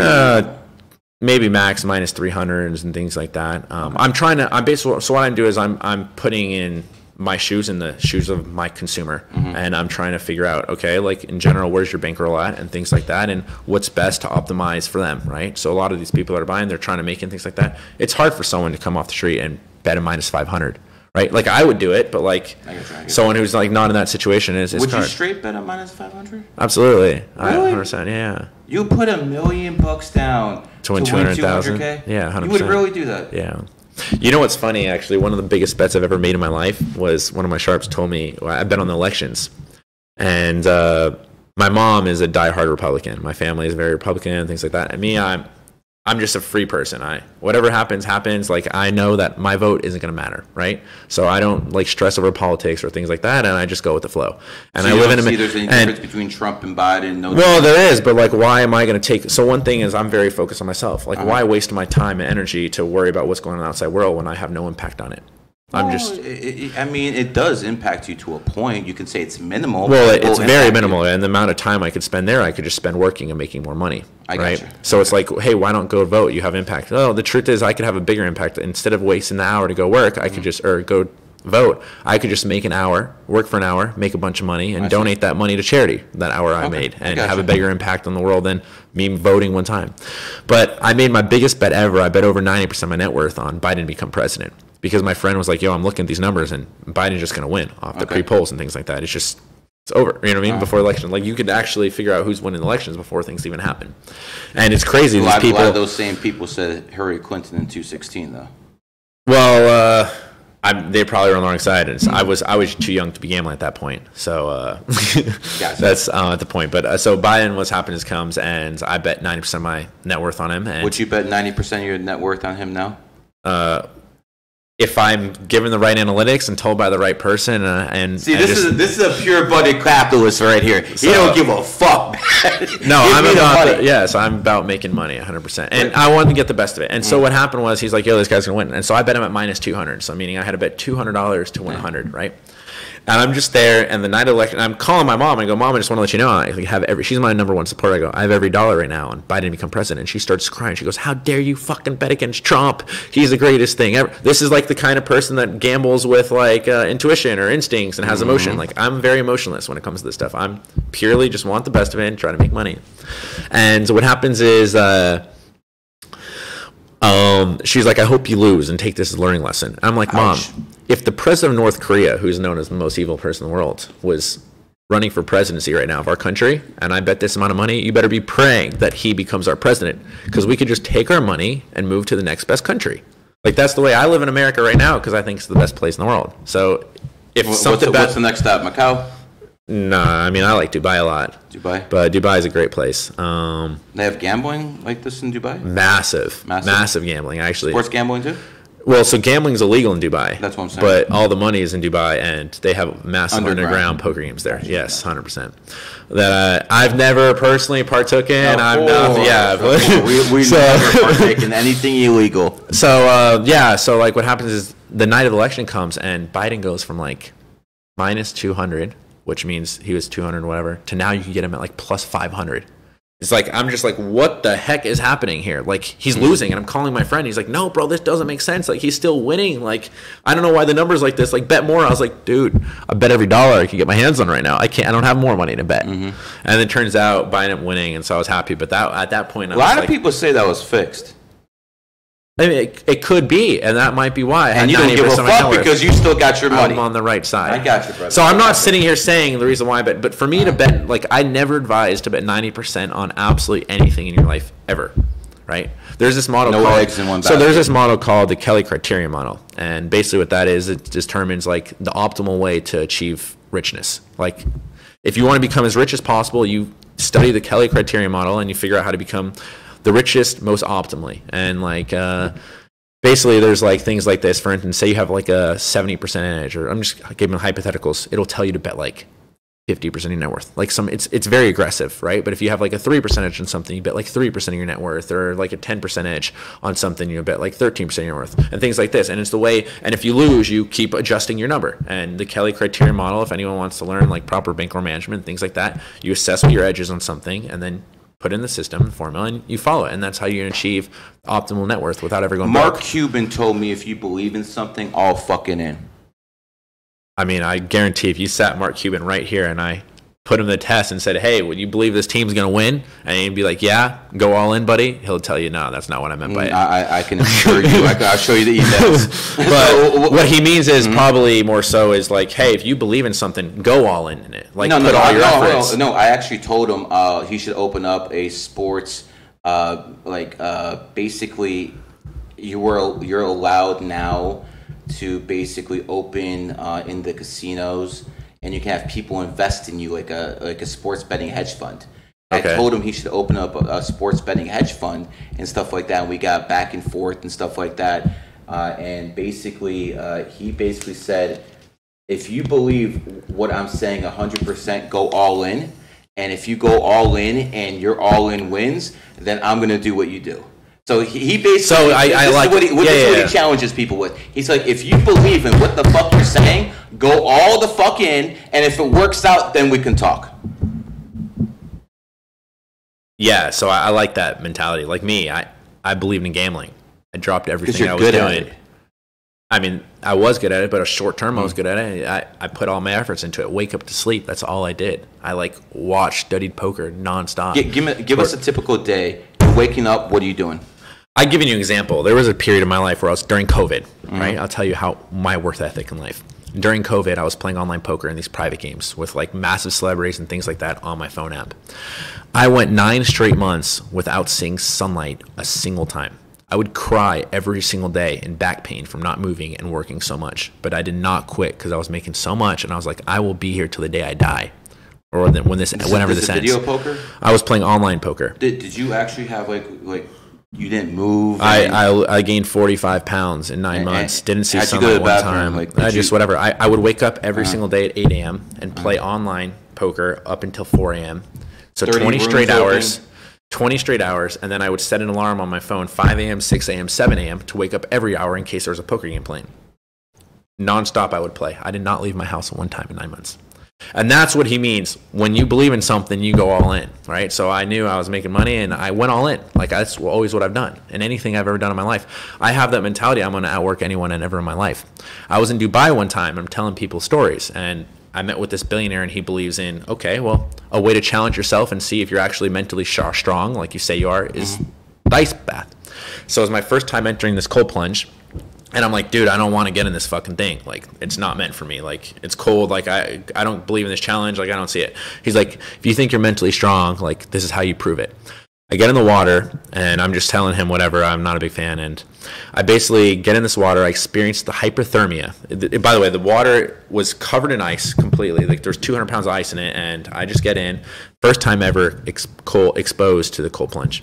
And at the 18-minute mark, I experienced hypothermia, and I still wasn't quitting. And I was in there 22 minutes until he had to pull me out because he didn't know if it was safe or not anymore for me to be in there. Because people that get that long, basically, you have to know. So you were stubborn motherfuckers. I was basically in there to prepare to die. I was the first person that he's ever had to actually personally remove from the cold water. And he does it every single day. He does it for thousands of people. He's actually a billionaire. And it's one of the ways that he deemed his success is like, I'm able to separate my mind from my body. And if you could do that, you could push yourself beyond any measure in anything in life. And he uses it to business. So I basically proved him correct that I am mentally stronger than anyone he's ever met. And I've always believed that. And I've actually been basically paralyzed for 6 months before because I used to go to the gym, and there was this guy in the Navy SEALs that thought he was mentally the strongest person he ever met. So we'd go to head-to-head every single day for 4 straight hours. I mean, he was lifting more than me and things like that. But I would go hard, and then I would stay an extra 2 hours after him. And I would keep going every single day to where I couldn't walk anymore. And after 6 months... David Goggins, too. Yeah, I couldn't move. I was literally bedridden for 6 straight months. And I had to start doing dry needling all the things and fascia manipulation. Now my fascia is super messed up. I can't even lift the weight. I have to swim and stuff to push myself because I pushed myself too hard and things. At least you're in the right place in the country. But yeah, the swimming out here is really nice. I was at some pool today, and was swimming like overlooking the ocean. It was like beautiful. It's incredible. But, how do people find you? What is your website if they want to? So if they want to, because obviously you know what the fuck you're doing. So if people want to jump on your bandwagon, how do they do that? So you go to my Instagram, Sean Perry Wins, and you just click the link in the bio. And it's actually very simple. You don't have to know anything about sports betting whatsoever. You just follow the link. I send you the play, and you just download any app of your choice, and you just basically, if I say bet Clippers +7, you bet Clippers +7, and long term you will make money. Okay, let me ask you this: you send in the line that says Clippers +7. Yeah. The line's changed. Oh, they can get a 6.5. What do they do? So in general, like I have a 6% edge. So if I'm saying +7, it still will be profitable at +6.5. So you'd still tell that person to make that bet? It just depends on the bet. So they'll private message me, and the line will move on. I'll be like, sometimes bet this, sometimes don't bet it. But I do have, like, this is a supply and demand thing, right? So as demand increases, supply obviously decreases. That's based on the rule of economy. So I have different levels of packages where like people can get in earlier than others depending on how much they're betting and how much they're paying and how big of an edge they want.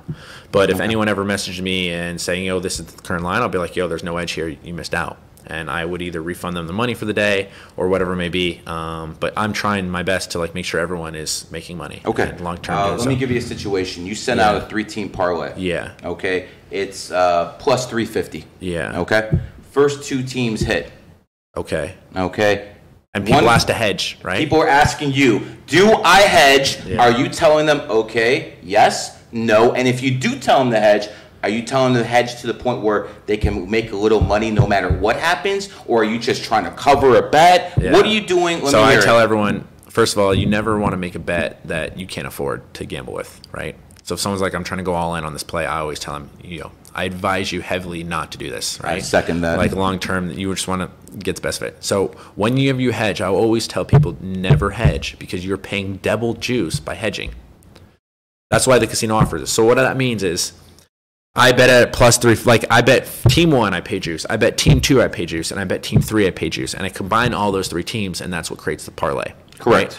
So if I'm going to hedge after my first 2 bets hit, what that means is I'm trying to cancel my 3rd bet. So I paid juice originally to bet team 3. Now I'm going to pay extra juice to take away team 3, so I'm double paying juice. But hold on a second. If that 3rd team loses, you win nothing. Yeah, if you were worried about the sizing, you should just bet smaller. You were betting too big if you need a hedge. That's what I tell people. You should never, ever want to hedge. I mean, I'm looking at this. Now, in the circuit competition, it was different. Like, I get why people wanted to chop because they turned 1K into 770,000. I get it. Right? But that's why I'm like, yo, I can. So hedging is good if you can't. Well, does the size of the parlay at least matter with you? Well, if it's a number that basically, this is how I advise people. If you have a 15-teamer and you hit 14 legs and like, oh, this is life-changing money, I just tell them, okay, it makes sense to hedge. Like, yes, you're taking the worst of it here, but because like you want to lock up the money for your bankroll and things like that, but you're not getting the best of it by hedging. But like life-wise, you're getting the best because now you're gonna have a bankroll, things like that, right? Or you could pay your rent or whatever it may be that your position you're in. But I always just advise, if it ever comes to the point where you think you have to hedge, that means you were betting too big. Well, beforehand. I mean, okay. I'm just gonna, give a few examples. I've been in Vegas. I'm pulling 6-figure numbers, betting this and that. I've had days where I put in like a 5-team parlay for about 5,000. Yeah. I'm on my last team. You best believe I'm fucking hedging that shit. Not only that, I'm going to hedge it to the point where I don't give a fuck who wins anymore because I'm winning money. No matter what happens, I'm winning money. So then let me ask you. You could only do that with parlays, though. So why not just make it a 4-team parlay? You don't know what team's going to lose or not. How are you supposed to know that, bro? Well, if you're waiting on the 15, right? It means you don't know you're going to wait on the 15 when you put in that parlay. The 15 would be the latest game to start. Correct, but you don't know that in the beginning. Well, you just know that, hey, if you know that going in, if my first say game starts 10, 2, 4, 6, and 8, right? Okay. So those are your 5 teams. If you know that by the time those first 4 games hit and before the 8 o'clock game starts, you're going to hedge, just don't bet that 5th team. Because now you're paying double juice for no reason. Okay, you understand what I'm saying? I understand what. So if you know you're going to hedge after you hit your first 4 teams, you don't know you're going to hedge. That's the whole point. Oh, now you're degenerating. You know what I mean? Like everything I'm doing is more. No. You just have to have contingency plans. Everything's got to be on the table. What do you mean? If you have a 5-teamer, and again, taking all bankroll aside and Yeah. everything like that, say that last game is going to start right 5 minutes after that last game starts, or there's like, you don't know if you're going to be able to make that bet right before, because, you know, a little, you know, a minute here, a minute there before maybe a team goes into overtime. You don't know what's going to happen. I see a lot of ways where you can hedge, and, you know, basically it's the right play at that particular moment in time. I think you have such a big bankroll and you don't give a fuck, and you believe in yourself so much, you probably think it's offensive to hedge. Well, I just think by hedging, you're paying juice. If you look at it from the starting point, but we're not here anymore. We're here. Yeah. So I think it's when you start looking. But you only got to that point because at the starting point you made a 5-teamer instead of making a 4-teamer. But you don't know when this last game's going to go to overtime. If not, so you can't really make. There's contingency. So basically, like I said, I never bet above my bankroll. So I will never ever hedge anything unless my bankroll needs it. But I don't ever put myself in that, because one thing I take pride. I've never gone broke. And so that means I'm never gambling money that... What was your biggest loss? In a day? I mean, just alone the other day, I lost $4 million on a single game. The Super Bowl. And that's not going to hurt you one bit whatsoever. Another day in the life. I one time was on a super yacht gambling with billionaires and lost $6 million in 2 days of playing poker. Do you lose any sleep? No, because it's frustrating. Listen, so like Johnny over here will lose fucking $500. He won't be able to sleep at night. Another guy loses $5,000. He don't give a fuck. Me, I've been gambling for 10 years. If I lose 10, 20, I don't care. But if I lose $500,000, yeah, I might have a little issue. So what I do is, like, obviously you just kind of have to separate yourself, and that's what makes me elite from the rest. Like all the people at the top of the world, like in the gambling world, like the reason why they're elite is they don't let the results affect them. I try to differentiate my actual gambling from my real life, and I try to keep my brain super sharp. I'm waking up, I'm watching sunrise every morning, I'm grounding myself every day, I'm eating like all organic, I drink 0 alcohol, I do 0 drugs, I red light therapy every day. I'm like big into like being healthy and things like that. I'm trying to keep my mind as sharp as possible. But yes, like my when I did a special blood work test, like my stress levels are through the roof. Right? I mean, it just happens. Like, I'm gambling for a living. It's a stressful job, but you try your best to deviate and try not to let. And one thing I've completely advised is never gamble on tilt. So if you're frustrated or you're chasing things, that's not the time to gamble, because that's when you're making bad decisions. You want to gamble, like you said, when your mind's clear and when you're like birthdays, because you're thinking like you're going to win, or you're in that mentality. That's when you want to be gambling. All I can tell you is, if you think you're going to be a big time gambler, especially with your stakes, and you're going to get around stress, brother, it's not going to happen. No, I think sure. Gambling put fucking these gray hairs on my ass, and they're coming for you too at this point. Well, so far I've done an inner age test, so I'm 27 years old, and my inner body is I'm 18 years old. So even though I've been in the gambling world, I've done a lot of things to stay healthy and younger than I actually am. If I had my phones there, I could show you. It's actually pretty impressive. I'm trying to live to 150 years old. That's one of the goals of my life. Would you bet on it? I gamble on anything. So there's actually funny, like I know this person who bet $500,000 on his child being a boy or a girl. And if someone came to me and said, hey, I want to bet on my kid being a boy or girl, I would say, I'll give you action. I'll pick a girl. A girl's, I think it's like 1 or 2% more likely to be a girl than a boy. So I'd take the girl all day, any day. Okay, so let's say it's a family where it's all boys. It's kind of irrelevant. Does that make any difference? No, I don't think it does. Okay. That's kind of irrelevant, right? They're just like this. And you can gamble on absolutely any single thing in this world, and that's something I've done. My biggest bet I've ever made was on the presidential election. I've one time. I've gambled on completely outrageous things that you couldn't even think of. But tell us the 3 craziest things besides the election thing you gambled on.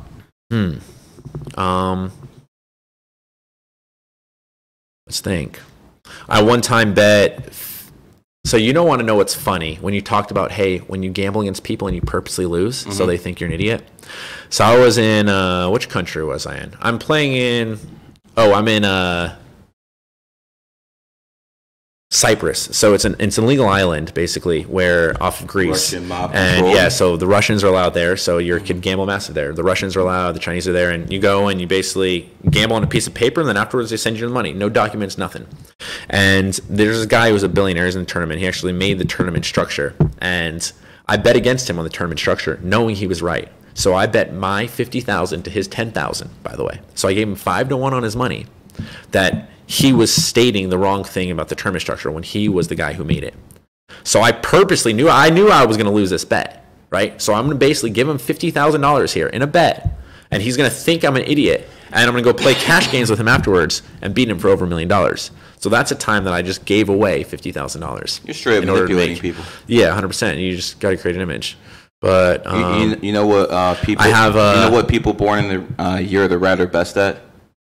Manipulation. Yeah, that's their secret power.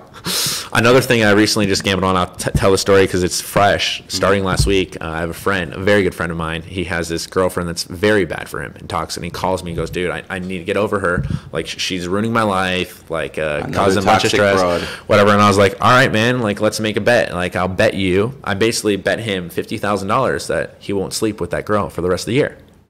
So now if he sleeps with her, I prepaid him too. So I gave him the $50,000 saying, yo, if you sleep with this girl now, you owe me back $100,000.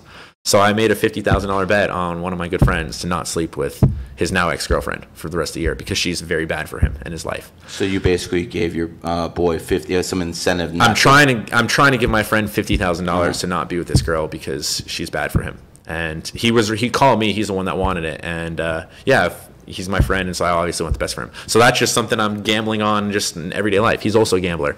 Seems like you gamble more than Dana White. Well, Dana White definitely he likes to gamble too. But I'm in action every single day. But Dana White is a lifelong loser gambling. Is he? Yeah, obviously he's over there playing blackjack every single day, not getting the best of it at the Red Rock. But I'll meet him pretty soon and hopefully teach him a thing or two. UFC, I think 299's here in a few weeks. Yeah, here in Florida? Yeah, Miami. So UFC is my biggest edge sport. But one thing you'll realize is I actually don't even watch the sporting events. I don't either. Yeah, I don't watch any of these. I don't watch any of these sporting events because I don't want to be like basically influenced by what the commentators say or anything like that. I just want the raw numbers. I think me and you might be looking at a little different numbers, but we're basically looking at raw numbers. Like what you're doing is absolutely mind-boggling. Okay. I'm basically, doing a few parlays a day. You're betting every fucking game, bro, and over and under. Well, that's insane. Anything there is to gamble on, I have action for sure. What were you doing during COVID? Japanese baseball, because that's when I started betting Korean baseball. So you want to hear Japanese baseball? Tell me about the COVID. So I don't know. There was I was gambling against this one billionaire one time. And how many billionaires do you know, bro? Because I know about 30, and it seems like you know more than me. Well, it's because I'm in that world through poker and things like that. That's why all the sharpest handicappers in the world are working under me, because I have all the outs and things like that. I'm connected. I'm very well So anyone connected. who's actually really good, who was your competition, you basically said, yo, fuck all of this, come under my wing. Well, it's not necessarily a competition, but it's like, hey, people are making money. I'm also making money, right? Like, it is competitive and whatnot. But yeah, I provide people that were making like maybe a $500,000 a year. I said, hey, come work under me. And I have a team of other people that are really good. Let's combine all our knowledge, build a super team, and we'll beat everyone else. What do you think? Let me just put some names out there. What do you think about guys like Vegas Dave? Man, if you have some money, show up. Let's post money, and we'll fire against each other until no one has any more money. But basically, that guy. So Steve Stevens. All these guys are. So none of these guys came from the real world of gambling.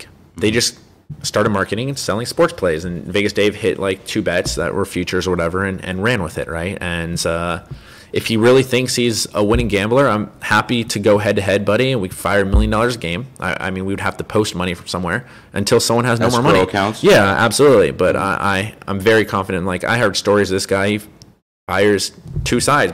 And anyone that's going to come out saying, oh, I win 100% of my games, or I went 90-2, it doesn't exist. I saw emails that someone got from him. He said he won maybe it was 123 or 132 baseball games in a row. Yeah, he'll guarantee he'll win. Listen, the guy. What? That guy's a clear fraud. But I mean, it just goes to fact. Go to his social media page. He has his comments turned off. I'm fully transparent. I'm one of the only touts out there that have every one of my comments turned on. Like have nothing to hide. I keep everything as real as possible. Steve Stevens. I don't know who that. He's another tout. Yeah. Phony, obviously. I mean, listen, I'm putting this challenge, any town out there, if you want to come and put your money where your mouth is, we go $1 million a game head to head, post money in escrow. I'm known to gamble absolutely massive. Show up with the money and let's bet. I would love it. Like, I'm looking for more. I would have took your Super Bowl bet if I was on the Chiefs. What's up? I would have loved to take it, but I got a sick line. So your line was probably like, I got -1.5. So once again, you got -1.5 in 49ers? Yeah. So you probably got +2, right? Yes. So we wouldn't have been able to get betting each other. Because one thing to do is I'm always getting good lines too. So I'm on the right side. Yes. Chiefs money line. And my thinking was very simple. So I actually bet. See, because I have like a guy like you who's always in my ear telling me, yo, everyone's betting the Chiefs. Everyone's betting the Chiefs. The Vegas is like fucking only lost twice in 30 times before this. The 49ers. I'm looking at it as the NFL is all about money. Yeah. And they want a whole bunch of new fans. They want a new fan base. And I'm thinking if the Chiefs go down early, that's a perfect sign that they're going to win the game because they want them to worry that their Swifties they're gonna lose their team, and all of a sudden this team comes back, and all of a sudden now you have millions and millions of Taylor Swift fans who are now involved in the NFL. So that was the main reason I thought the Chiefs would actually win, because they can make more money off these dumb Swiftie fans than they can actually off the books. That was my only reason. Numerology reasons as well, but that's my only logical reason to bet the other way, because I'm looking at the money. I got people who are bookies, and they fucking say, yo, everyone's betting this way, I'm betting the other. I know the game. You ready to be mind fucked? I get it. So the same way you told me, why would the casino ever cheat when they don't need to cheat? Yes. Why would the NFL cheat? They don't need to cheat. They're making a lot of money already. Now, the thing is... Wait, if they cheated and they let the Chiefs win, they have a whole bunch of new Swiftie fans. Casinos... If the San Francisco wins, those Swiftie 100%. fans are pissed off. They're not watching football again. It's the same to your casino thing. The casino could cheat too. They can make way more money. Right? If you're looking at NFL revenue compared to one football game, I believe the NFL revenue is going to go a lot higher than 1,000%. football game. But another thing to realize, every single person was thinking this exact thing. So when the sports books come out, what does that mean they're going to do? They're just, all the sports book is trying to do is balance action on both ways, right? So they know this is going to happen. They want the middle. This is why all the sharps were on 49ers, because they know this is going to happen, so they're just trying to balance it out and cut their losses. 90% of the time, one thing you're going to do is, in general, when you're betting on sports, you should always go with, because the refs, in theory, are controlled not by the NFL; they're more controlled by the sports books. That's why they have pinstripes, right? Over a long period of time, in general, the casinos, in theory, if you look at records and stuff, which like you said, 30-2 or whatever it may be, on which team the NFL, like the sports books, needed to win to make money, they're almost always winning. And yeah, that's all I have to say about that. My claim to fame in sports was 2016. The Warriors were up 3-1 in the NBA Finals against the Cleveland Cavaliers. Yeah. And I went on the Cleveland News radio station, and I said the Cleveland Cavaliers are coming back. They're going to win the NBA Finals. And after that happened, and I called the biggest upset in NBA history, then I started building the sports and stuff like that. But you've been crushing ever since? Well, here's the thing. When it comes down to big games, I won 4 Super Bowls in a row. I had a streak of 10 NBA Finals in a row. When it comes to the main game, I'm hitting that. So I should ask you. 85% of that. Well, you seem like you're doing good enough without asking me. So again, you're way on a way different level with games. Well, I did just lose $4 million in the Super Bowl, and you're what are you, 5 in a row, 6 in a row? But what the fuck did I win on the Super Bowl? Fucking $60K. So I mean, again, that's it's $4,060,000 more than I did. And again, so here's what I'm basically trying to say. When it comes to big games, I'm hitting those every fucking time, except the 15% when I lose. But other than that, I hit them all the time. But on an everyday basis, I'm more interested in parlays. I'm not interested in fucking betting at -110. That doesn't interest me at all. I want to bet parlays. Yeah, 100%. So, I want plus money every fucking time. I like the prop bets, not on players, but like the reverse run lines. Or, if you're real sharp at football, William Hill used to have those reverse lines, like say the Patriots, the real line was they're they're a -7. So you do the reverse line, now they're -7, like 13.5. And a whole bunch of things. Like, I like those type of things that give you odds. 100%.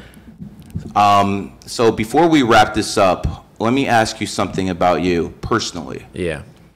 Are you married? Do you have kids? None of that. I wish I was. Do you believe someone who is married and has kids can live your lifestyle?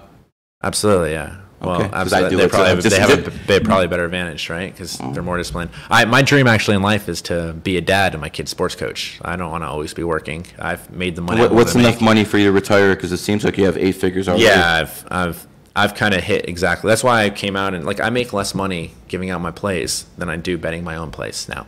Do you worry that if you're giving out this many winners and you're not like me where, some people know about, I have 100,000, 200 people know about me. Yeah. Millions know about you and your sports betting. Are you worried that they're going to see, he's putting everyone on this team. There's a lot of money on this yada yada team.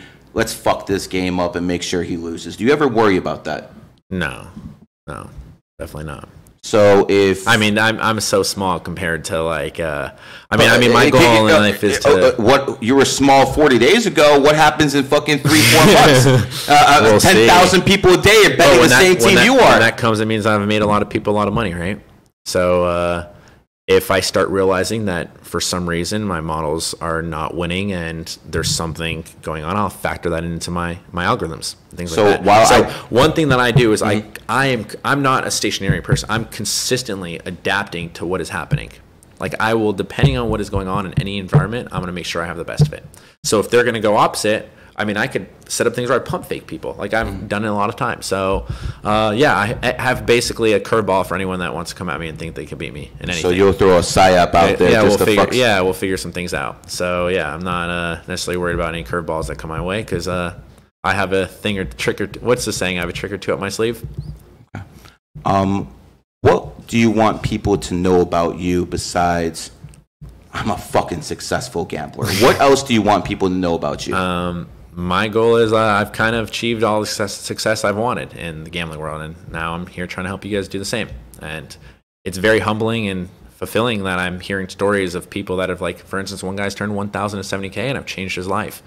Helped pay people's rents. I helped save people's marriages. I helped one guy make enough money to afford a lawyer to get his kids back from his evil wife and over child support. So, like, hearing stories like this and helping change people's lives is what I'm here to do. How do people reach out to you and find you again? Sean Perry Wins on Instagram, and link in bio if you want to follow the plays and join the team. And I have a saying that I always do after we have a winning day. And I know, like, I used to, before I dropped out of school, I was in ROTC, and so I got this like hoorah chant going. So whenever I have a big day, I go hoorah, baby, and that's my go-to saying. So I hope to hear a lot of hoorahs from you guys, and it's been a pleasure. Thank you very much for having me on this podcast. You feel comfortable in this environment? How do you feel like? Do you think I felt comfortable? I think that you have a little nervous energy. Okay. But I think you're confident as fuck. So most people won't be able to fucking see it. So it is what it is. Yeah. Anyways, listen. I fucking brought you Barack Obama's brother. I brought you some of the fucking biggest influencers in the world. And today I'm a fucking gambler. Yeah. I'm considered one of the biggest gamblers there is. And this guy fucking puts me to shame. But when it comes down to it, at the end of the day, remember this. Find something you're good at, use it as an edge, and take advantage. Agreed? Preach, buddy, preach. This has been a GG33 production.